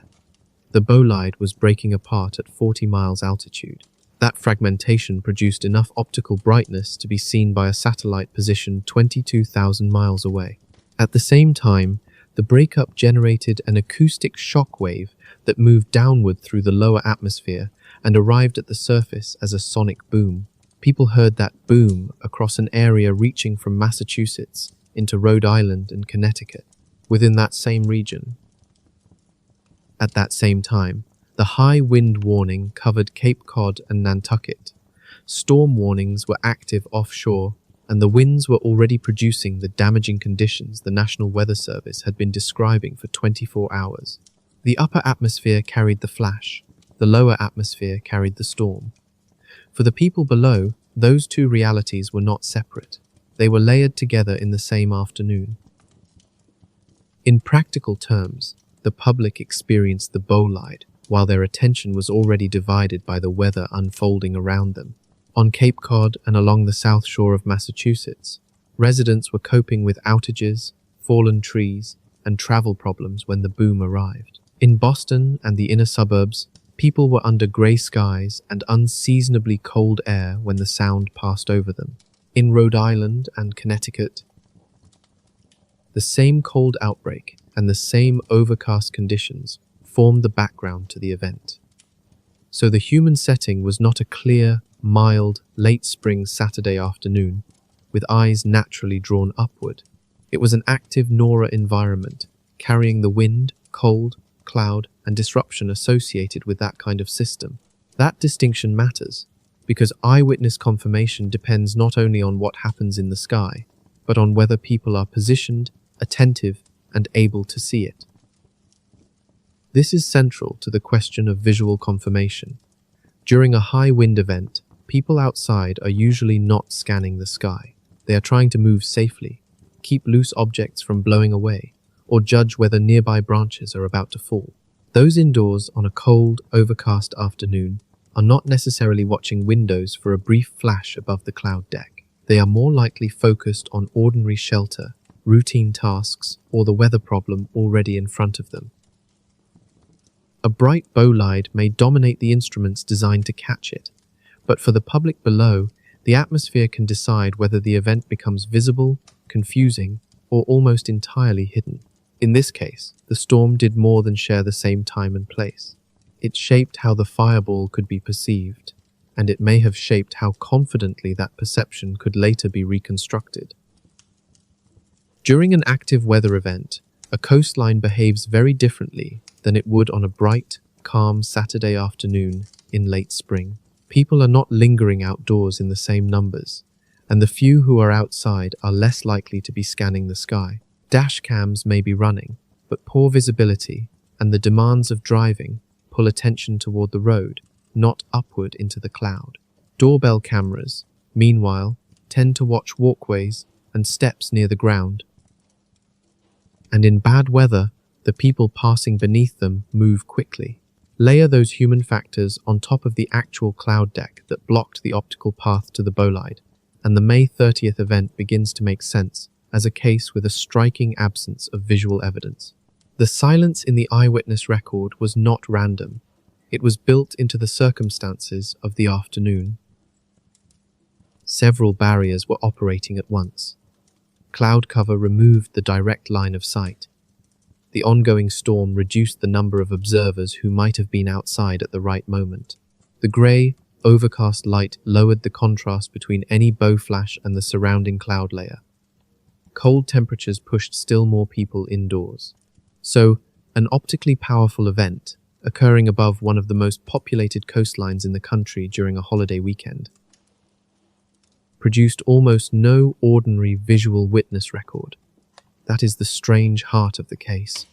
Not that the bolide was weak, but that the normal pathways for noticing it had been closed. The overlap between the storm's impact zone and the bolide's impact zone is the part that can be drawn on a map. The high wind warning covered Barnstable and Nantucket counties along the Massachusetts coast. The acoustic footprint of the bolide reached those same counties, and then extended across essentially all of eastern Massachusetts to the north and west, along the Rhode Island coastline, and into eastern Connecticut. In other words, the two affected regions nearly matched across the most densely populated part of southern New England. The storm and the bolide were not merely two events sharing a date on the calendar. They were happening to the same population, in the same broad space, at the same time. Imagine then, standing on a beach in Truro, Wellfleet, or Provincetown that Saturday afternoon. The wind is driving into your face at sustained 20 to 30 miles per hour. A cold front has pushed temperatures into the low 50s. Above you, the cloud deck seals off any clear view into the upper atmosphere. Under those conditions, the bolide would not have appeared as a visible object overhead. You might have heard it. You might even have sensed the brief ground vibration as the shock wave arrived. But the thing responsible for the sound would have remained hidden. The storm was not just background scenery. It stood directly between the observer and the visual evidence. That is why the weather becomes an active participant in this case.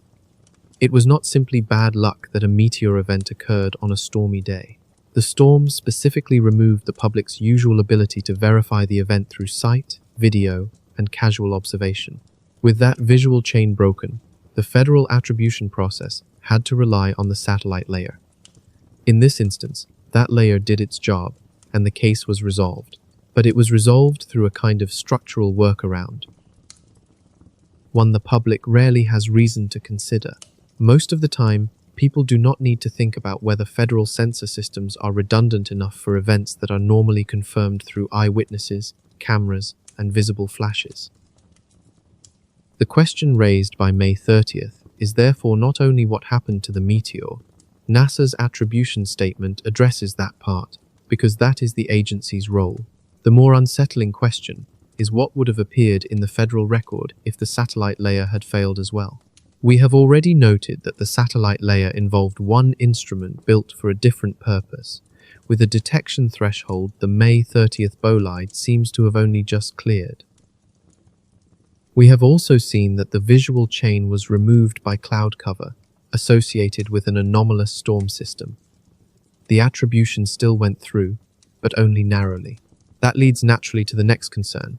What happens when a similar event occurs under similar conditions, especially if the weather pattern that concealed this bolide remains in place? Part 7. The Omega Block is still holding. The storm system was positioned over Cape Cod when the bolide entered the atmosphere, because the atmosphere over the United States has been locked into a particular pattern for the past 3 weeks. That pattern is known as an Omega Block, named for the shape it forms on an upper-level weather chart, and Calm Space has examined it closely in several recent videos. In simple terms, an Omega Block forms when a strong ridge of high pressure becomes lodged between two strong troughs of low pressure, with the entire arrangement staying nearly stationary over the same region for an extended period. From above, the pattern resembles the Greek letter omega, a high arch in the center, with deeper dips on both sides.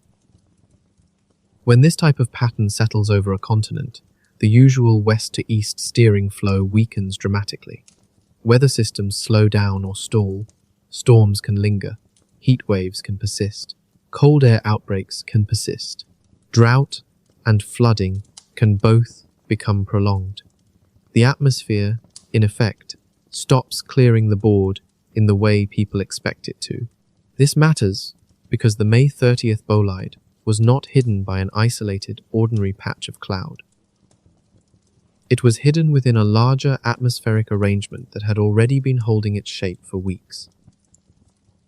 The current Omega Block over North America formed 3 weeks ago. Its ridge is positioned over the central United States. To the west, a trough over the Pacific Northwest has been drawing cold maritime air down into California. To the east, another trough over the western Atlantic has generated the closed upper-level low that spun up the May 30th nor'easter and produced the overcast, cold conditions affecting New England for the past several days. These features are connected within the same broad configuration, and that connection helps explain why one region can experience relief, another flooding risk, and another a stubborn coastal storm under the same atmospheric pattern. Calm Space covered the Western Trough in detail a few days ago in the discussion of the drought break, when a moisture surge driven by the southern flank of the configuration was bringing the first meaningful relief to the historic United States drought. The persistence of the block was also examined 3 days ago in the continental flood forecast, as the same setup was wringing out moisture over the northern Rockies on its way towards southeastern flooding.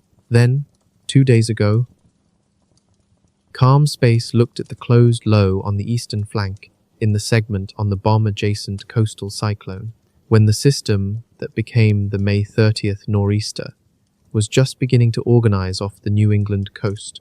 Seen together, those pieces suggest that the bolide's invisibility was not a standalone mystery, but one expression of a much larger atmospheric pattern still shaping the sky above North America. The important point in those earlier references is that the setup behind the May 30th cloud deck did not appear suddenly, and it should not be treated as a one-day curiosity. For roughly 3 weeks, that same configuration has been the central feature in the forecast story, both in public coverage and in operational meteorology. It has shaped the sky, slowed the pattern, and made the atmosphere behave less like a moving river and more like a held structure. That matters, because the cloud cover over Cape Cod was not an isolated curtain passing across one small region. It was one expression of a larger arrangement that was already well established. The Climate Prediction Center's Day 8 through 14 Hazards Outlook, the federal product that looks at the broader atmospheric pattern expected 1 to 2 weeks ahead, keeps the block in place through the first week of June. In that outlook, the colder and wetter side of the pattern continues into the early summer calendar. In other words, the atmospheric design that helped conceal the May 30th event is forecast to remain active for at least another week, and possibly beyond that. The Weather Prediction Center's medium-range discussion, issued at 3, 54 inches the morning Eastern Daylight Time on May 31st, describes the pattern as gradually shifting toward a more zonal flow during the middle and later parts of next week. Zonal flow is the more ordinary west to east movement of air along lines of latitude, the kind of flow the atmosphere often returns to when a blocking pattern weakens. So the signal is not that the block vanishes all at once. Rather, the forecast suggests a slow breakdown with several more days of relatively stationary weather before the broader circulation relaxes. Downstream ridging is expected to spread above normal temperatures from the central United States into the east by the weekend. But that is a transition into a different pattern, not necessarily a clean reset to the climatological mean for early June. In a calm sky, that distinction may sound subtle. For a bolide case, it could be decisive, because the evidence depends not only on the object entering the atmosphere, but on the atmosphere through which that evidence must be seen. That brings us back to the attribution problem under cloud cover. The conditions that hid the May 30th bolide from ordinary visual confirmation were not exceptional in the sense of being detached from the larger pattern.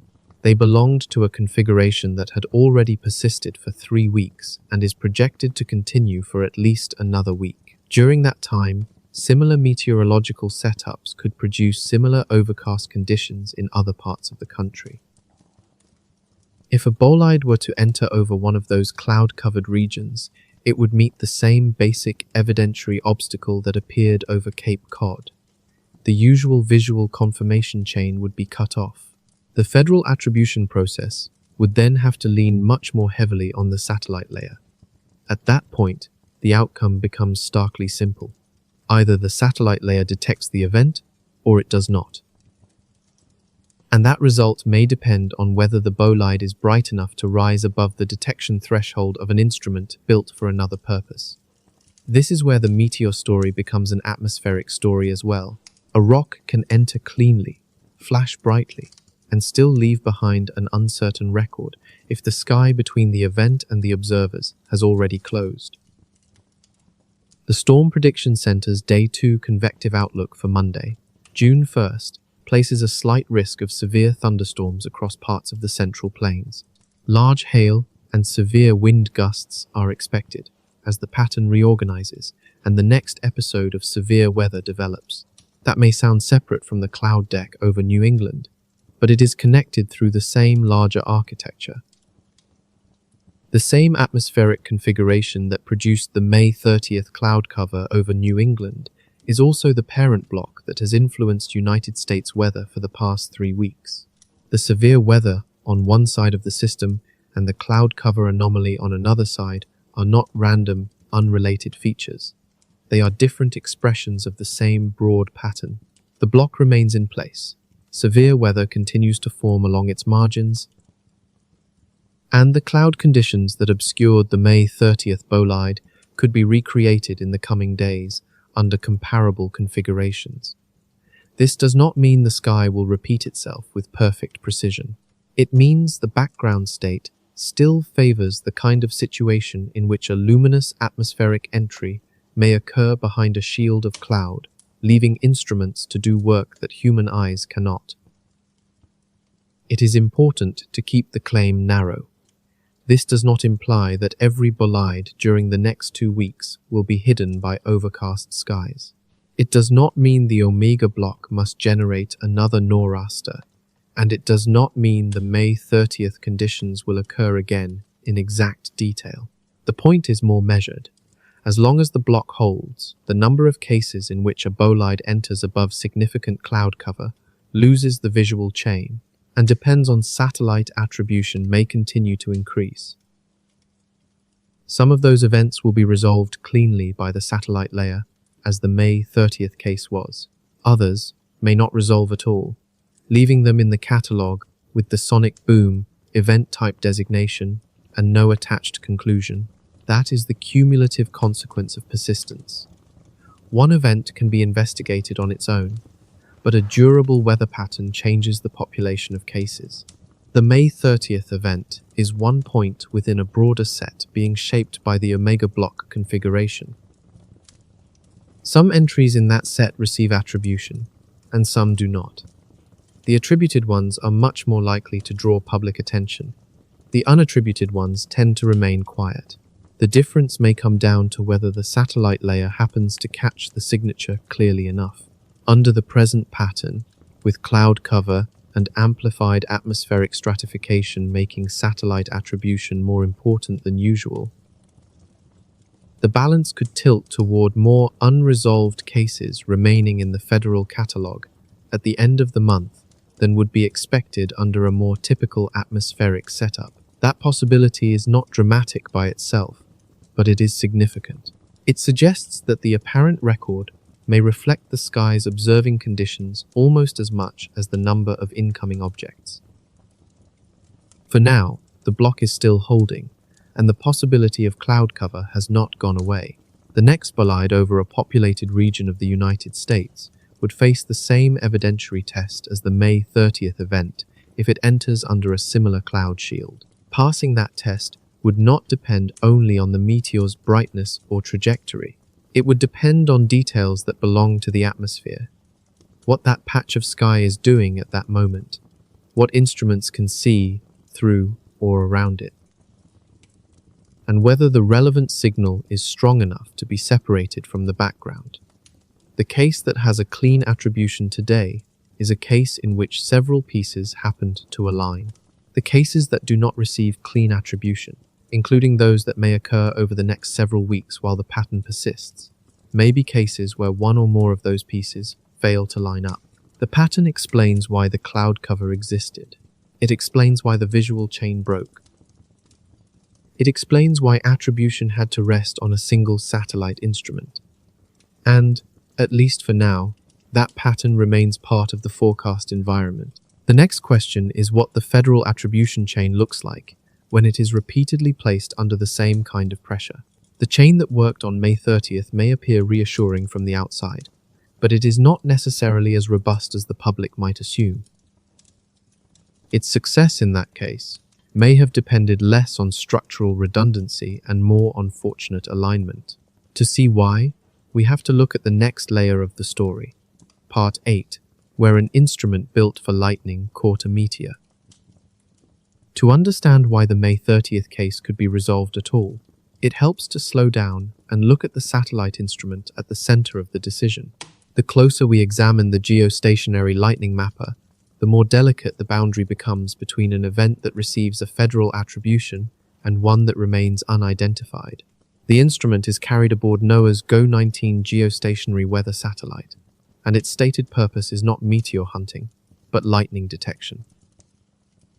It monitors total lightning across the visible hemisphere from geostationary orbit, with millisecond temporal resolution and about 8 kilometers spatial resolution at the sub-satellite point. The underlying physics is not especially mysterious, though the operational use is subtle. Lightning is not only an electrical discharge, it is also a flash of light. As a bolt forms, air around the channel is heated to tens of thousands of degrees Kelvin, and that hot channel emits across a broad optical spectrum, with especially strong radiation near 777.4 nanometer, the atomic oxygen spectral line. In practical terms, the mapper behaves like a very fast camera staring at the visible hemisphere through a filter selected for that wavelength. Its onboard software turns raw images into individual flash events, then sends those detections down through NOAA's operational data feeds. Here is the quiet twist. The instrument was built for lightning. Yet, a sufficiently bright meteor can resemble the kind of optical event it is able to see. A bolide tearing into the atmosphere can produce intense light over a wide range of wavelengths, including the 777.4 nanometer band that the mapper is watching. If that light rises above the detection threshold, the object leaves a trace in the data. From orbit, the geometry is simple in concept. The satellite looks downward at the atmosphere, and any bright enough event within its view can trigger a signal.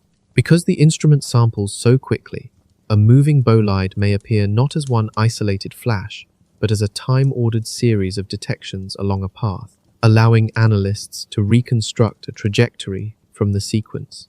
That is why the same sensor that maps lightning can, under the right circumstances, help identify a meteor. It also raises the central question of this case: how bright, how well placed, and how cleanly recorded does an atmospheric entry have to be before the system can say what it was? The first public-facing federal use of the geostationary lightning mapper to attribute a bolide came in March of 2026, when a fireball entered the atmosphere over Lake Erie in northern Ohio. That event was recorded by the GLM instrument on an earlier GEO satellite. And the Cooperative Institute for Meteorological Satellite Studies at the University of Wisconsin-Madison later described it in a public case study. That case study has become a useful reference point for what GLM-based bolide attribution looks like when it is handled as an operational process rather than simply as an interesting image.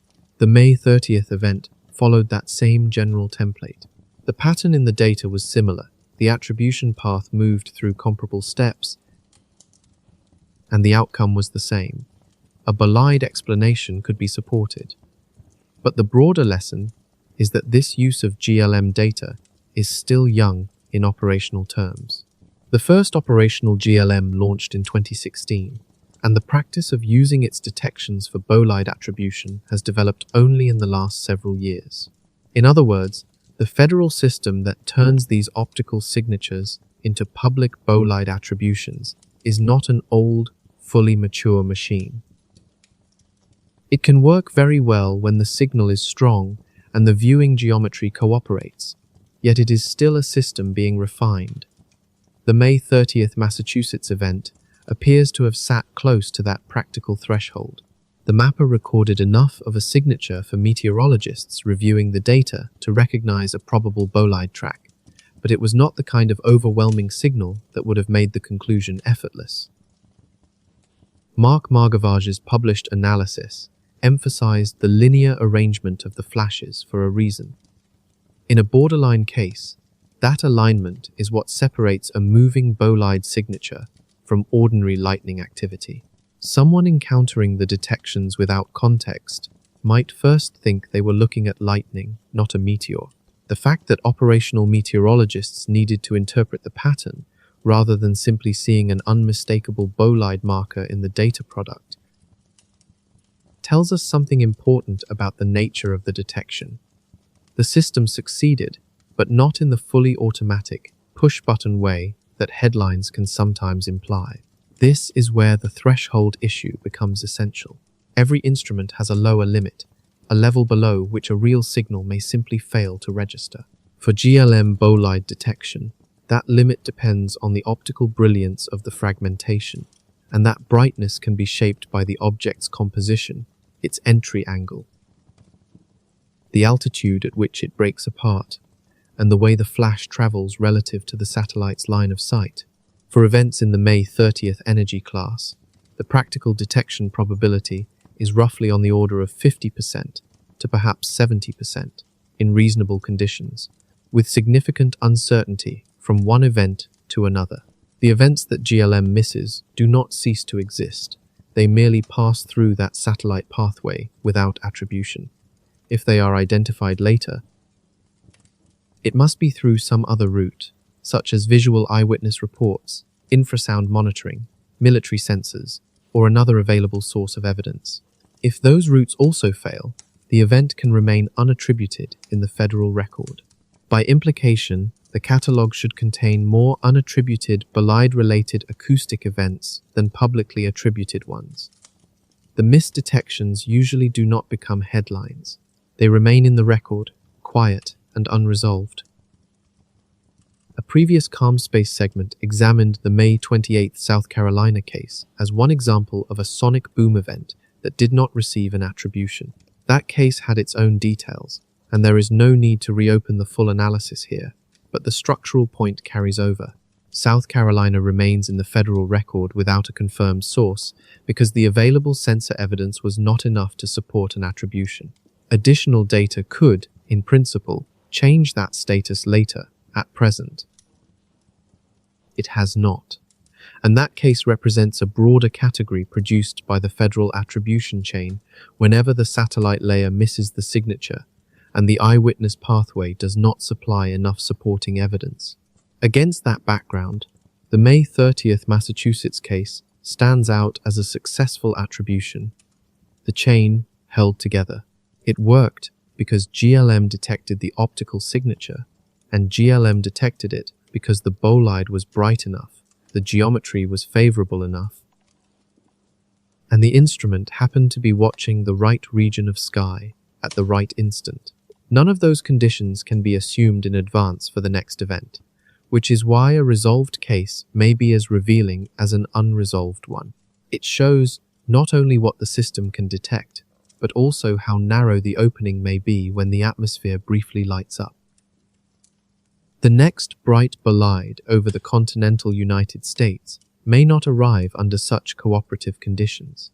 It could be a little fainter, or it could cut through the atmosphere at an angle that places its flash less favorably within a satellite's viewing footprint. It might appear in a slightly different part of the sky relative to the coverage pattern. In any of those cases, the signal may fail to stand out clearly enough, and the event may remain unattributed in the data available afterward. This is where public expectation and operational reality begin to separate. When people hear that a meteor was identified in a case like May 30th, it is natural to imagine a federal system built expressly to recognize these events every time they happen. The mental picture is often of a deep, well-funded, layered detection network that continuously catches bolide entries over United States territory and turns them into reliable public attributions. The actual situation is narrower. There is an operational instrument serving a different primary purpose, with a detection threshold that captures many, but not every, event in the category of interest. Then, when the signature is strong enough, a federal attribution process can translate that satellite detection into a public explanation. Under the right conditions, the chain functions well. Under poorer conditions, the file can remain unresolved. There is no separate federal census visible to the public that automatically catches the bolides the GLM does not see. Other federal capabilities can contribute information in particular cases, but within the public-facing federal toolkit for bolide attribution over United States territory, there is no second operational equivalent to the GLM. That detail matters because it changes how we should interpret the news. The rate the public notices is not the full rate of occurrence. It is the rate of successful attribution. Events that cannot be attributed usually do not become national stories, because the report may never advance beyond a loud sound, an uncertain source, and local concern. Many of those episodes fade quickly, remembered mainly by the people close enough to hear the boom and worried enough to contact a local emergency dispatcher or a National Weather Service field office. Meanwhile, the federal record quietly gathers these entries, including those that never become public narratives. So the public sense of bolide frequency is tuned to the confirmed subset, not to the whole underlying population. The true rate is higher than the apparent rate, and the gap between them is made of exactly those cases the current attribution chain does not reach. May 30th is useful because it shows both sides of the system at once. The attribution succeeded, and in that sense the process worked. Yet the system that worked is more delicate than many people assume, and the number of cases outside its reach may be larger than the public picture suggests. May 30th should not be treated as proof that the system always performs this way. It was an instance in which the conditions, the geometry, and the available evidence aligned well enough for a confident conclusion. The next event will have its own circumstances. Some future cases will follow the same successful path, others will not. The federal record will keep growing on both sides of that dividing line. While most people will hear only about the cases that cross into attribution and news coverage, that raises the quieter question beneath the spectacle. How often do these events happen without ever becoming part of the public story? Part N turns to that question: how often does this go unseen? For events like May 30th, the broad answer is better defined than it may first appear. NASA's Center for Near-Ear Object Studies, based at the Jet Propulsion Laboratory, maintains a public catalog known as the Fireball and Bolide Reports database. It lists events detected by United States government sensors, with records extending back to 1988. In the 100 to 1,000 ton TNT equivalent range, which includes the May 30th event, the catalog contains dozens of global entries each year. Many of them occur above oceans or sparsely populated regions.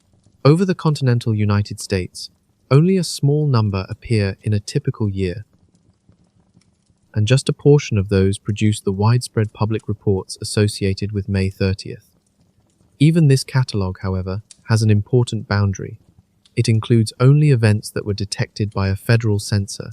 Most of its entries are tied either to the geostationary lightning mapper or to the infrasound network operated by the Comprehensive Nuclear Test Ban Treaty Organization. In other words, the database is not a complete ledger of every bolide that entered the atmosphere. It is the overlap between events that happened and signals that available sensors actually recorded. Anything that occurred without registering on those systems is absent.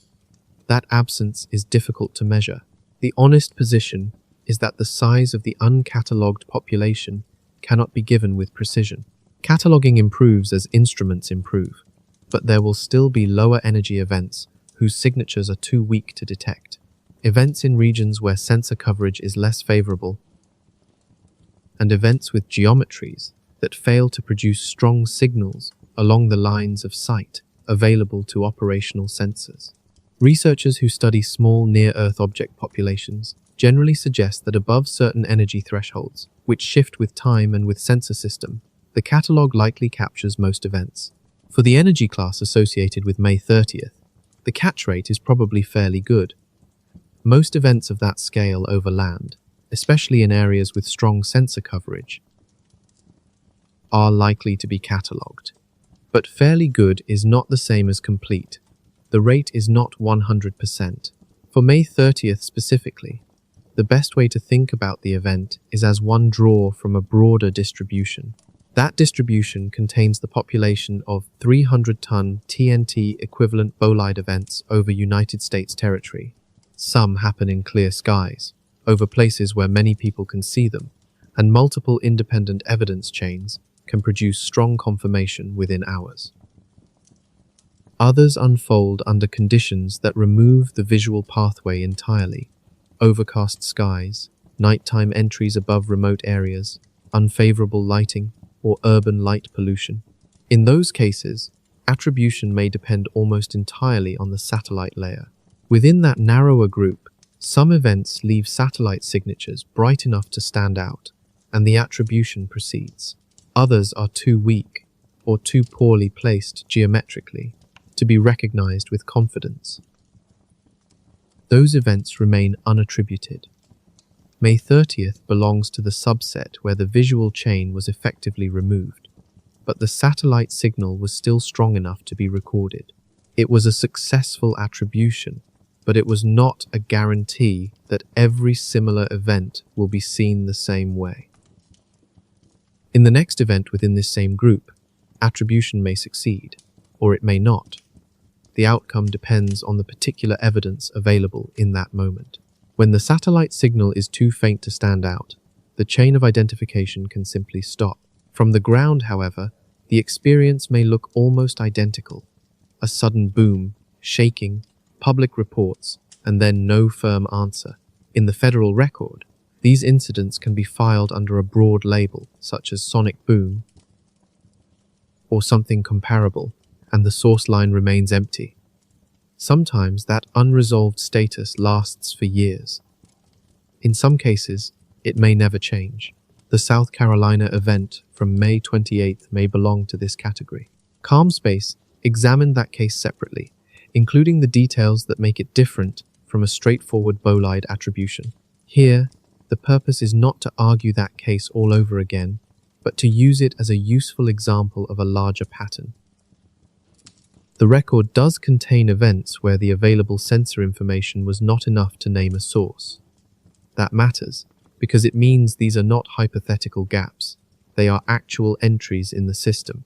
They may appear with placeholder-style descriptions such as sonic boom, magnitude 0, depth 0 kilometers, and then remain there without a clear origin attached. A few may later be resolved if more information appears. Many simply stay in the catalogue as unexplained entries. This raises an important question for anyone trying to understand how often these events really happen. The frequency that reaches the public through news coverage is not the same as the underlying frequency. The real rate includes every bolide event in this energy class, whether it is identified or not. The public-facing rate is built mostly from the cases that receive attribution. Between those two numbers is the hidden population, events the attribution system does not quite capture. Most likely, many of them occur over oceans or sparsely inhabited regions, where no one hears the shock and there is no felt area to map. Others occur above populated regions, under conditions where people hear the boom, but the source remains uncertain. Those are the cases that sometimes attract attention, because they leave behind an experience without an explanation. In that sense, the May 30th event should probably cause viewers to adjust their expectations upward. It is not best seen as a strange one-off. It is one visible example of an ongoing process that can generate events of comparable energy again and again. Most of those events will never enter public conversation. A small number, like May 30th, become visible because the right combination of evidence, witnesses, attribution, and news interest happens to line up. The events no one hears about are not necessarily rarer. In fact, they are likely more common than the ones that become stories, precisely because there is often too little to report. None of this requires a conspiracy. There is no need to imagine an organization deliberately hiding the number of unattributed bolides. The federal record can be accessed by the public. CNEOS publishes its catalog. The USGS publishes its earthquake catalog, including entries assigned the sonic boom event type. The American Meteor Society maintains its reports queue.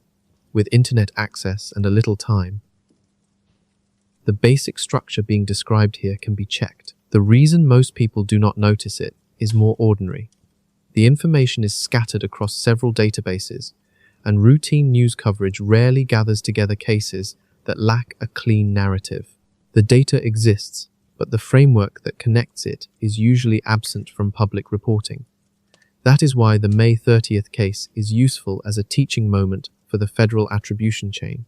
In this instance, the event was resolved. The bolide was real. NASA's attribution is sound. The public received an answer. But the lesson is not that the system always produces certainty. A more careful reading is that the system worked in this case under conditions that were favorable enough for it to work. The next event will pass through the same set of filters.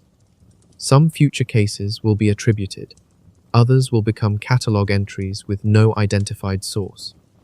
The dividing line sits at the GLM detection threshold, along with whatever support happens to come from the visual eyewitness chain in each individual case. May 30th landed on the attribution side of that line. Other events, possibly including the South Carolina case from 2 days earlier, may have landed on the other side. When the chain falls short, it does not collapse in a dramatic way. It simply leaves an entry behind, detached from a source, and most of the public never notices. Looking ahead, the atmospheric setup is also important.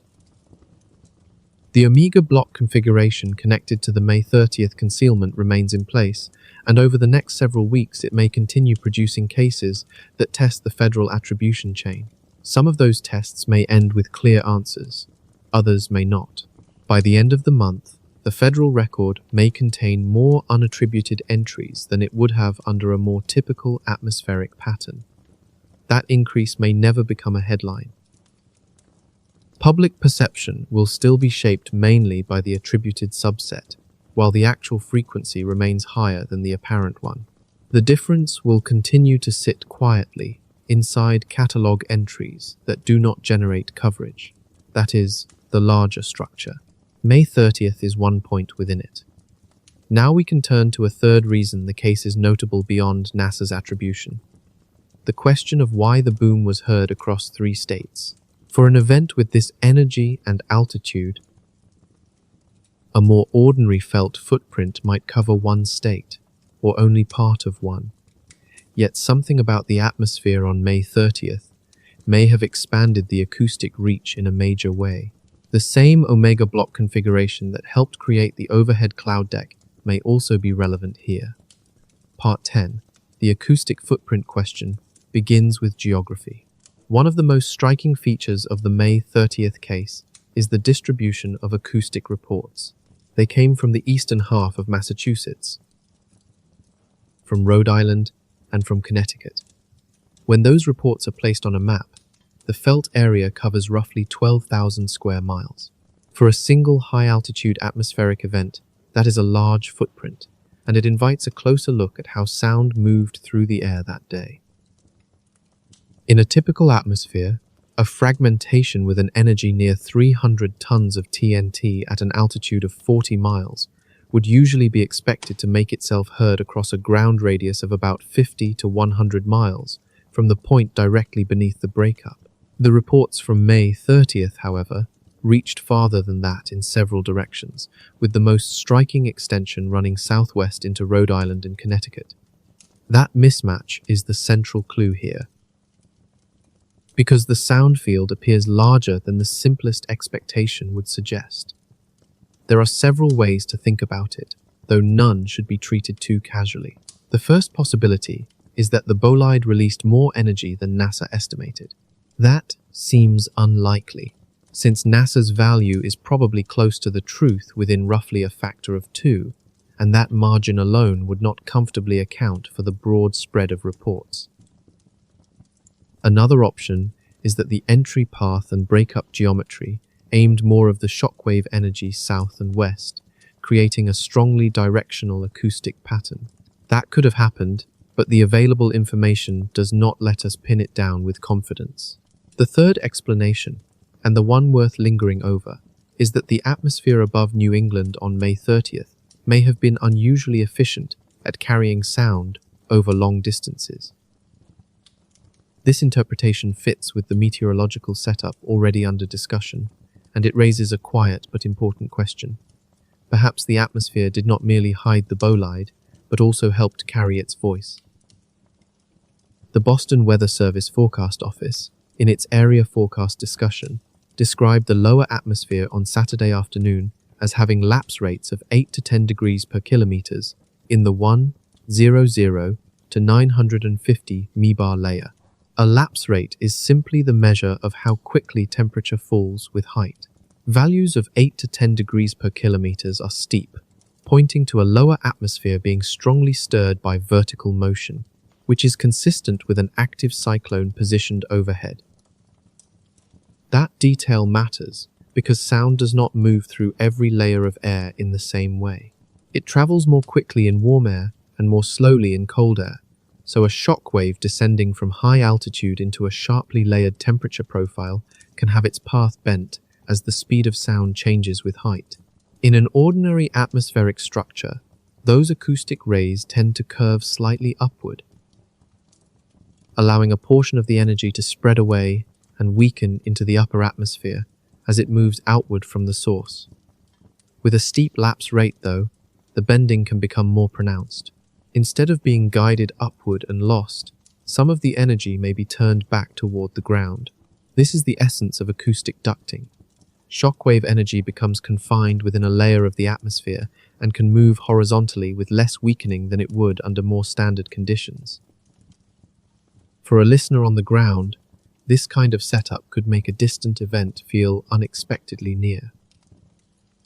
There was another ingredient in the same discussion from the Boston office: an unusually low altitude for the 925 to 850 mibar low-level jet. A low-level jet is a relatively narrow corridor of strong horizontal wind, normally positioned a couple of kilometers above the surface. When that jet sits lower than usual, the change in wind speed between the surface and the jet can become sharper. Paired with a steep lapse rate, that wind structure may help create a propagation channel, one that traps and steers shockwave energy across much greater horizontal distances than a more typical atmosphere would allow. This is not being presented as a proven solution. It is important to label it clearly as speculation. Acoustic propagation in amplified atmospheric patterns is not as mature, operationally, as forecasting phylogenesis, thermodynamic instability, or the more established tools used every day in severe weather prediction. Research programs do examine questions like this. But the practical ability to predict how a shock wave from a high-altitude bolide will move through one particular atmospheric column on one particular day is still less developed than the ability to forecast where thunderstorms may form, or how intense they may become. So the mechanism described here is plausible in the context of New England on May 30th, and it agrees in a broad sense with the unusually wide area of public sound reports. But it remains one possible explanation, not the final answer. The careful takeaway is narrower. The same atmospheric structure that placed a cloud deck between observers and the bolide may also have shaped the acoustic environment that allowed the boom to be heard across 3 states rather than mainly one. If that interpretation is correct, the omega block configuration would have influenced public perception of the May 30th event in 2 opposite but connected ways. First, it interrupted the normal visual confirmation chain, because clouds stood between the bolide and people on the ground. Second, it may have expanded the acoustic footprint by changing the atmospheric layers that control how sound travels. The result would be a strange imbalance. More people hearing the boom over a larger area than expected, while fewer people saw the flash that would normally help identify the source. In effect, the event became more dramatic to the ear and less obvious to the eye than a similar bolide under more ordinary conditions. That contrast matters, because perception is built from what reaches people first. When sound arrives without a clear visual explanation, uncertainty can spread much faster than clarity. That dual effect also has implications for comparable events during the next several weeks if the pattern persists. If this same acoustic ducting mechanism is making high-altitude atmospheric events audible over wider regions in general, then bolide entries occurring under similar conditions could generate more public reports across larger geographic areas than they otherwise would. Some cases may receive satellite attribution, as the May 30th event did. Others may not. Those unattributed cases could still produce reports over regions large enough to draw attention, but without an immediate federal explanation attached to them. This would create a recurring mismatch. The public footprint of the reports might be broad, while the official attribution could be limited, delayed, or absent. Under a persistent block, that mismatch may become part of the pattern itself, not because the events are necessarily more exotic, but because the atmosphere is changing how they are experienced. A separate concern from the Storm Prediction Center applies to Monday, June 1st, in the Central Plains, where a slight risk of severe thunderstorms is in place. That severe weather environment is tied to the same omega block configuration that helped produce the cloud cover over New England. In other words, the same large-scale atmospheric architecture is expressing itself in different ways at the surface, depending on where in the country you look. Over New England, it supported the nor'easter and the obscuring cloud deck on Saturday. Farther west, on Monday afternoon, it is connected to the severe thunderstorm threat in Kansas, Missouri, and Oklahoma. The setting changes, but the broader structure remains linked, which is why this pattern is worth following carefully and calmly. The same atmospheric arrangement can express itself in more than one way at once, and the cloud shield that hid the May 30th bolide was only one visible piece of that larger pattern. Tomorrow's severe weather setup over the Central Plains belongs to the same family of conditions. In other words, the mechanism that helped produce an unusual ceiling of cloud cover is also helping organize severe weather risk across the country. If one part of that configuration lingers, the other may linger with it. That matters because the next high-altitude atmospheric event over the United States, whether it is a bolide, a hypersonic vehicle re-entry, a satellite breakup, or anything else capable of sending an acoustic shockwave toward the ground, will likely be interpreted through the same environmental filter that shaped the May 30th reaction. People may hear more than they see. Audible footprints could be broader. Visual confirmation may be weaker. And investigators may lean more heavily on the satellite attribution layer. Some events will be resolved neatly because the GLM records the signature. Others may remain unsettled because one link in the attribution chain fails to match the rest. Over the next several weeks, the federal record could therefore become unusually crowded with cases that generated a strong public response, but whose explanations divide into two very different categories: those solved through a single sensor route, and those not solved through any available route. That is the wider context the May 30th case helps reveal. The event itself is no longer open. NASA's attribution remains in place. The meteor was genuine. The energy estimate fits the stated physical parameters, and the federal system reached an answer. Yet the more important lesson may be quieter than the headline. This case shows how that system works when the sky is uncooperative, and how public perception can be shaped by parts of the attribution process most people never see. The next event will pass through that same chain. The broader weather pattern has not disappeared. Cloud cover remains possible. Acoustic ducting remains possible. The line separating attribution from non-attribution is still in the same place it occupied on May 30th. By the end of the month, the federal record will simply reflect whatever mixture of attributed and unattributed cases the coming weeks produce. Stepping back, then, the central lesson is not just that a meteor crossed the atmosphere or that clouds hid it from view. It is about the gap between what people experience on the ground and what the formal explanation process can actually prove. Part 11. What the sky won't tell you. Here is the picture now, with the benefit of what was not known 48 hours earlier.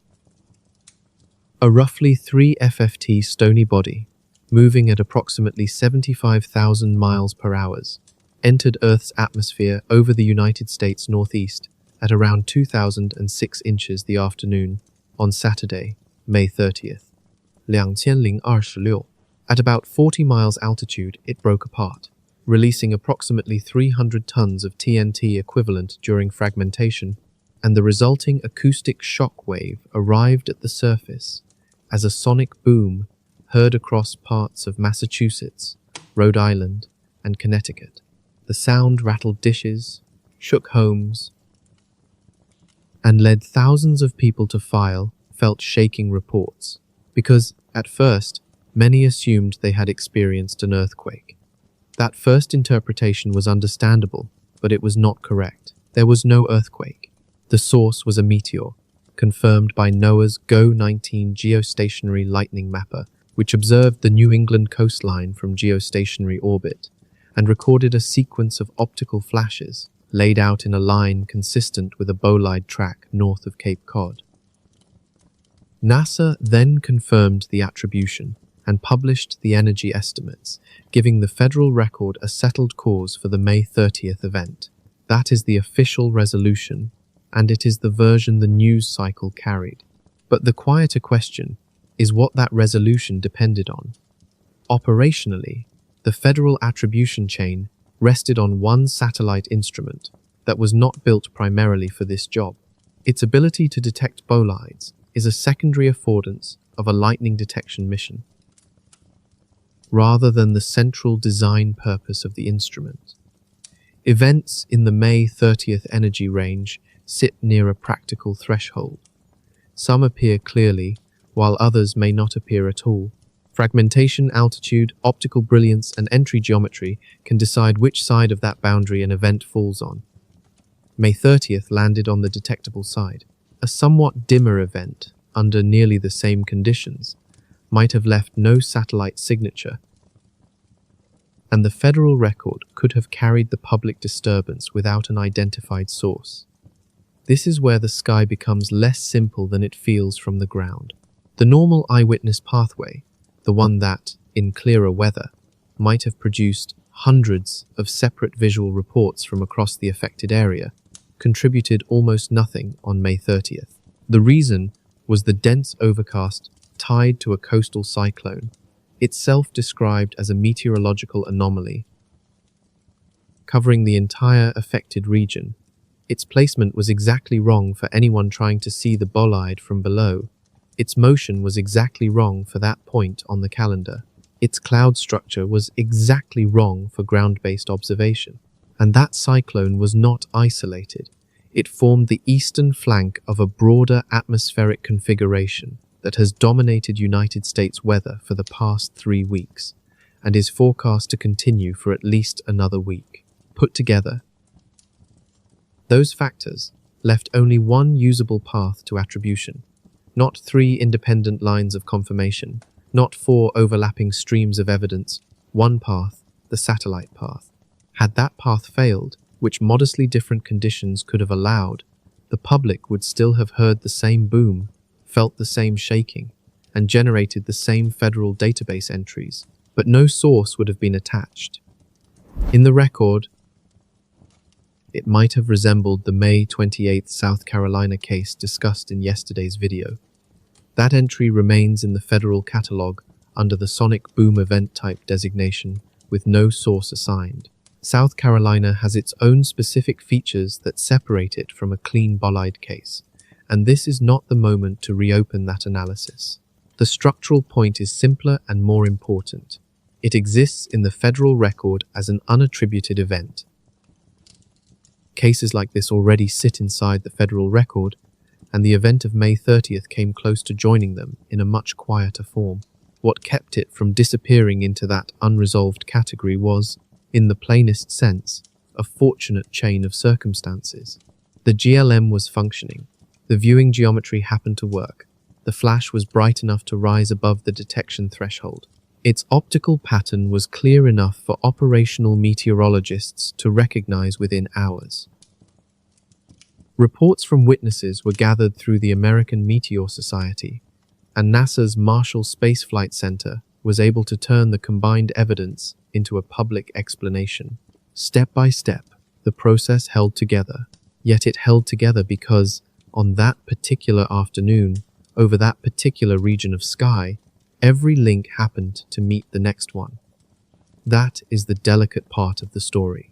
A future event could unfold under less forgiving conditions. A dimmer bolide might never appear in the GLM data. Another could enter the atmosphere along a path that is poorly placed for satellite detection. A bright object might arrive during a short GLM data outage, or at a time when coverage of the relevant sky is weakened by other operational factors. It could also happen beneath broader overcast than the May 30th event, or under atmospheric conditions that alter how the optical flash travels. In other words, there are many ordinary ways for the same attribution chain to break. There is no strong secondary system waiting behind it, and this is important to hold carefully. That does not imply a conspiracy. No hidden organization needs to be imagined, and no agency has to be actively suppressing the rate of unattributed atmospheric events. The federal data is public. The CENOS catalog is public. The USGS earthquake catalog, including entries classified as sonic boom event types, is public. The American Meteor Society, pending fireball reports, Q, can be viewed by the public. The Climate Prediction C Center's Day 8 through 14 Hazards Outlook is public, as is the Weather Prediction C Center's medium-range discussion. Anyone with internet access and several hours of patient searching can check the structure being described here. The difficulty is not secrecy, it is fragmentation. The evidence is spread across separate databases, and the news cycle tends to follow cases that receive a clear source rather than the deeper conditions that decide which events are explained and which remain unresolved. That distinction may sound subtle, but it shapes what the public thinks is happening in the sky. The May 30th event, then, should not be treated as a one-off oddity.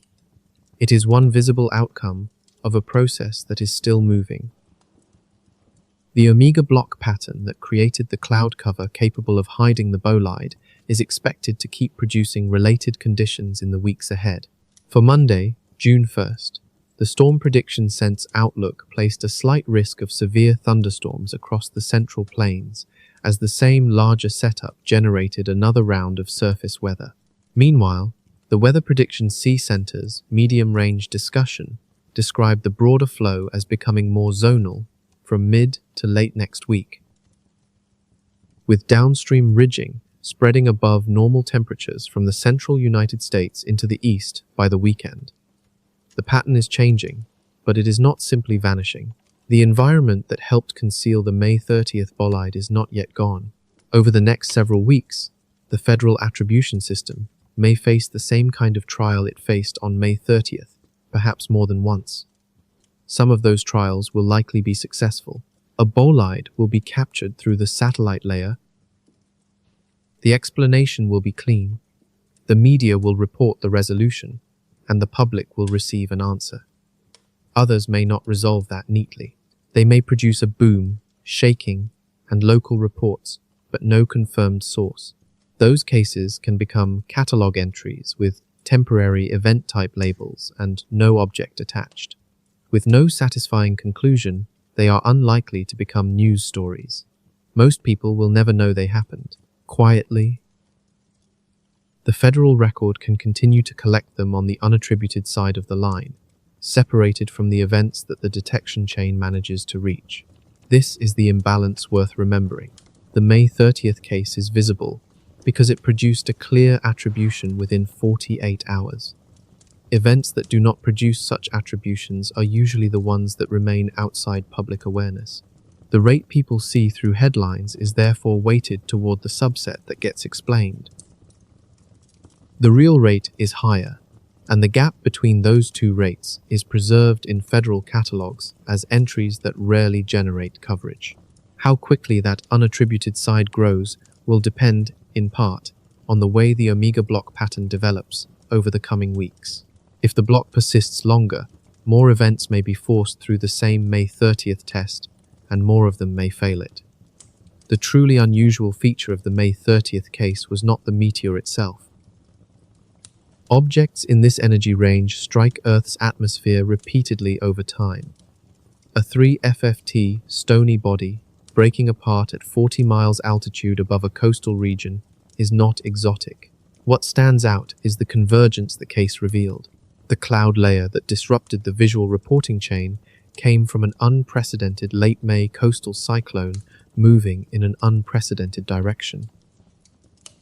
The sound footprint appears to have been broadened by atmospheric stratification, linked to the same larger pattern that produced the cloud cover. And the successful identification depended on a satellite system built for another purpose, catching the right signal under favorable circumstances. The South Carolina case from 2 days earlier, which faced a similar challenge and did not resolve in the same way, remains in the federal record as a reminder that the alignment can fail. Because the pattern is persisting, another test may be close, possibly within days. The federal apparatus will do what it can. The next case may be solved cleanly, or it may not. What to make of that is ultimately a matter of interpretation. It can be read as reassurance. On May 30th, the system did work. Within 48 hours, the event had been resolved, and the bolide entered the federal record with the appropriate parameters attached. The visual chain failed, but the satellite chain succeeded. Even the atmospheric anomaly that hid the event was itself documented, with a clear synoptic explanation rooted in well-understood physics. The May 30th event does not require an extraordinary explanation. Ordinary atmospheric science, together with the known physics of a bolide entering the atmosphere, can account for what was reported. In one sense, the case is closed in the official procedural way. An attribution was made, and the record has an answer. In another sense, it may be better understood as a quiet warning about how delicate that attribution process can be. May 30th worked out, the next one may not. Over time, the federal record is likely to gather cases that remain unresolved, and the public may never hear much about them. That means the true number of such events could remain higher than the number people perceive through headlines and official explanations. Both interpretations can stand together. The system did function on May 30th, and yet the chain that allowed it to function was thin. What matters is where we place our attention, on the successful identification, or on the narrow set of conditions that made that identification possible. Standard coverage tends to stop at the answer. Calm space has focused instead on the structure behind the answer, because that is where the more fragile lesson seems to sit, and it may shape how we think about similar cases in the coming weeks. So this is where the May 30th case leaves us. On a Saturday afternoon, millions of people across 3 states heard a powerful atmospheric explosion, yet none of them saw the object responsible for it. The explanation now present in the federal record exists because a satellite built to detect lightning happened to be watching the correct region of sky at the necessary instant. It also happened to record an optical flash strong enough to pass its detection threshold. That is a remarkably narrow path from event to attribution. The same instrument that registered the meteor was looking through a cloud deck that, by the logic of the season and the storm pattern described here, should not have been there in that way. That cloud cover came from a storm system moving in a direction that was unusual for its calendar position, and the same atmospheric arrangement that hid the event from human observers may also have helped spread the sound across 3 states, rather than confining the acoustic footprint to one. The important point is not that the atmosphere behaved mysteriously, but that its ordinary complexity mattered at every step. That setup has not simply vanished. The configuration remains in place, and the pattern is forecast to continue for at least another week. That makes the next case the unresolved question. If another boom arrives, whether it receives a clean public explanation like May 30th will depend on the same family of conditions that aligned this time. The satellite must be looking in the right place. The flash must be bright enough for the system to capture. The atmosphere must leave behind enough evidence for the chain to follow. If those pieces do not line up, the event may not become a headline with a tidy answer. It may instead become one more unattributed entry in a federal catalogue. This is the quiet takeaway. The federal attribution chain is more vulnerable than the headlines imply.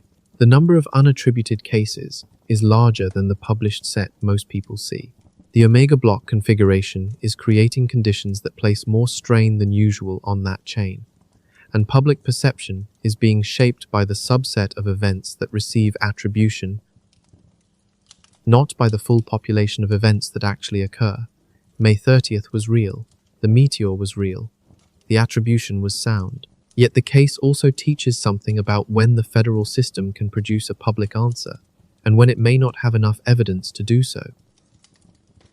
Over New England that Saturday afternoon, the sky was performing 2 roles at once. It concealed the meteor from millions of eyes, while also forcing the federal attribution process to rely almost entirely on a single satellite instrument. Those 2 facts are not separate. They arise from the same atmosphere, and that atmosphere is still above us, with the broader pattern still locked in. So the next time a loud sound rolls down from the sky, and the news cycle quickly supplies an explanation, the May 30th case is worth remembering. The answer arrived because the circumstances permitted it. When they do not, no answer may arrive at all. The record can then fill with entries that look like something happened, that people felt or heard it, and that the system meant to explain it simply ran out of usable evidence. This is the portion of the story that headlines rarely reach. It is also the part that complicates the apparently simple resolution of May 30th. The sky is wider than the satellite watching it, and the atmosphere is more intricate than the official chain trying to assign causes to events within it. There may be more happening above us than will ever become part of ordinary public awareness, and certainly more than will appear in the news. The next case is coming. Whether it resolves like May 30th will depend on whether the right instrument is aimed at the right region at the right moment, and whether the signal fits what the federal infrastructure is built to catch. In this case, a tool designed to monitor lightning delivered the crucial signature of a meteor. That fortunate overlap is the hidden lesson. It is what the sky itself will not announce, and what the neat final answer does not fully convey. So when an unexplained boom rattles the dishes, and the news takes time to determine its source, the question may not be only what happened. It may also be whether the evidence chain was lucky enough to see it.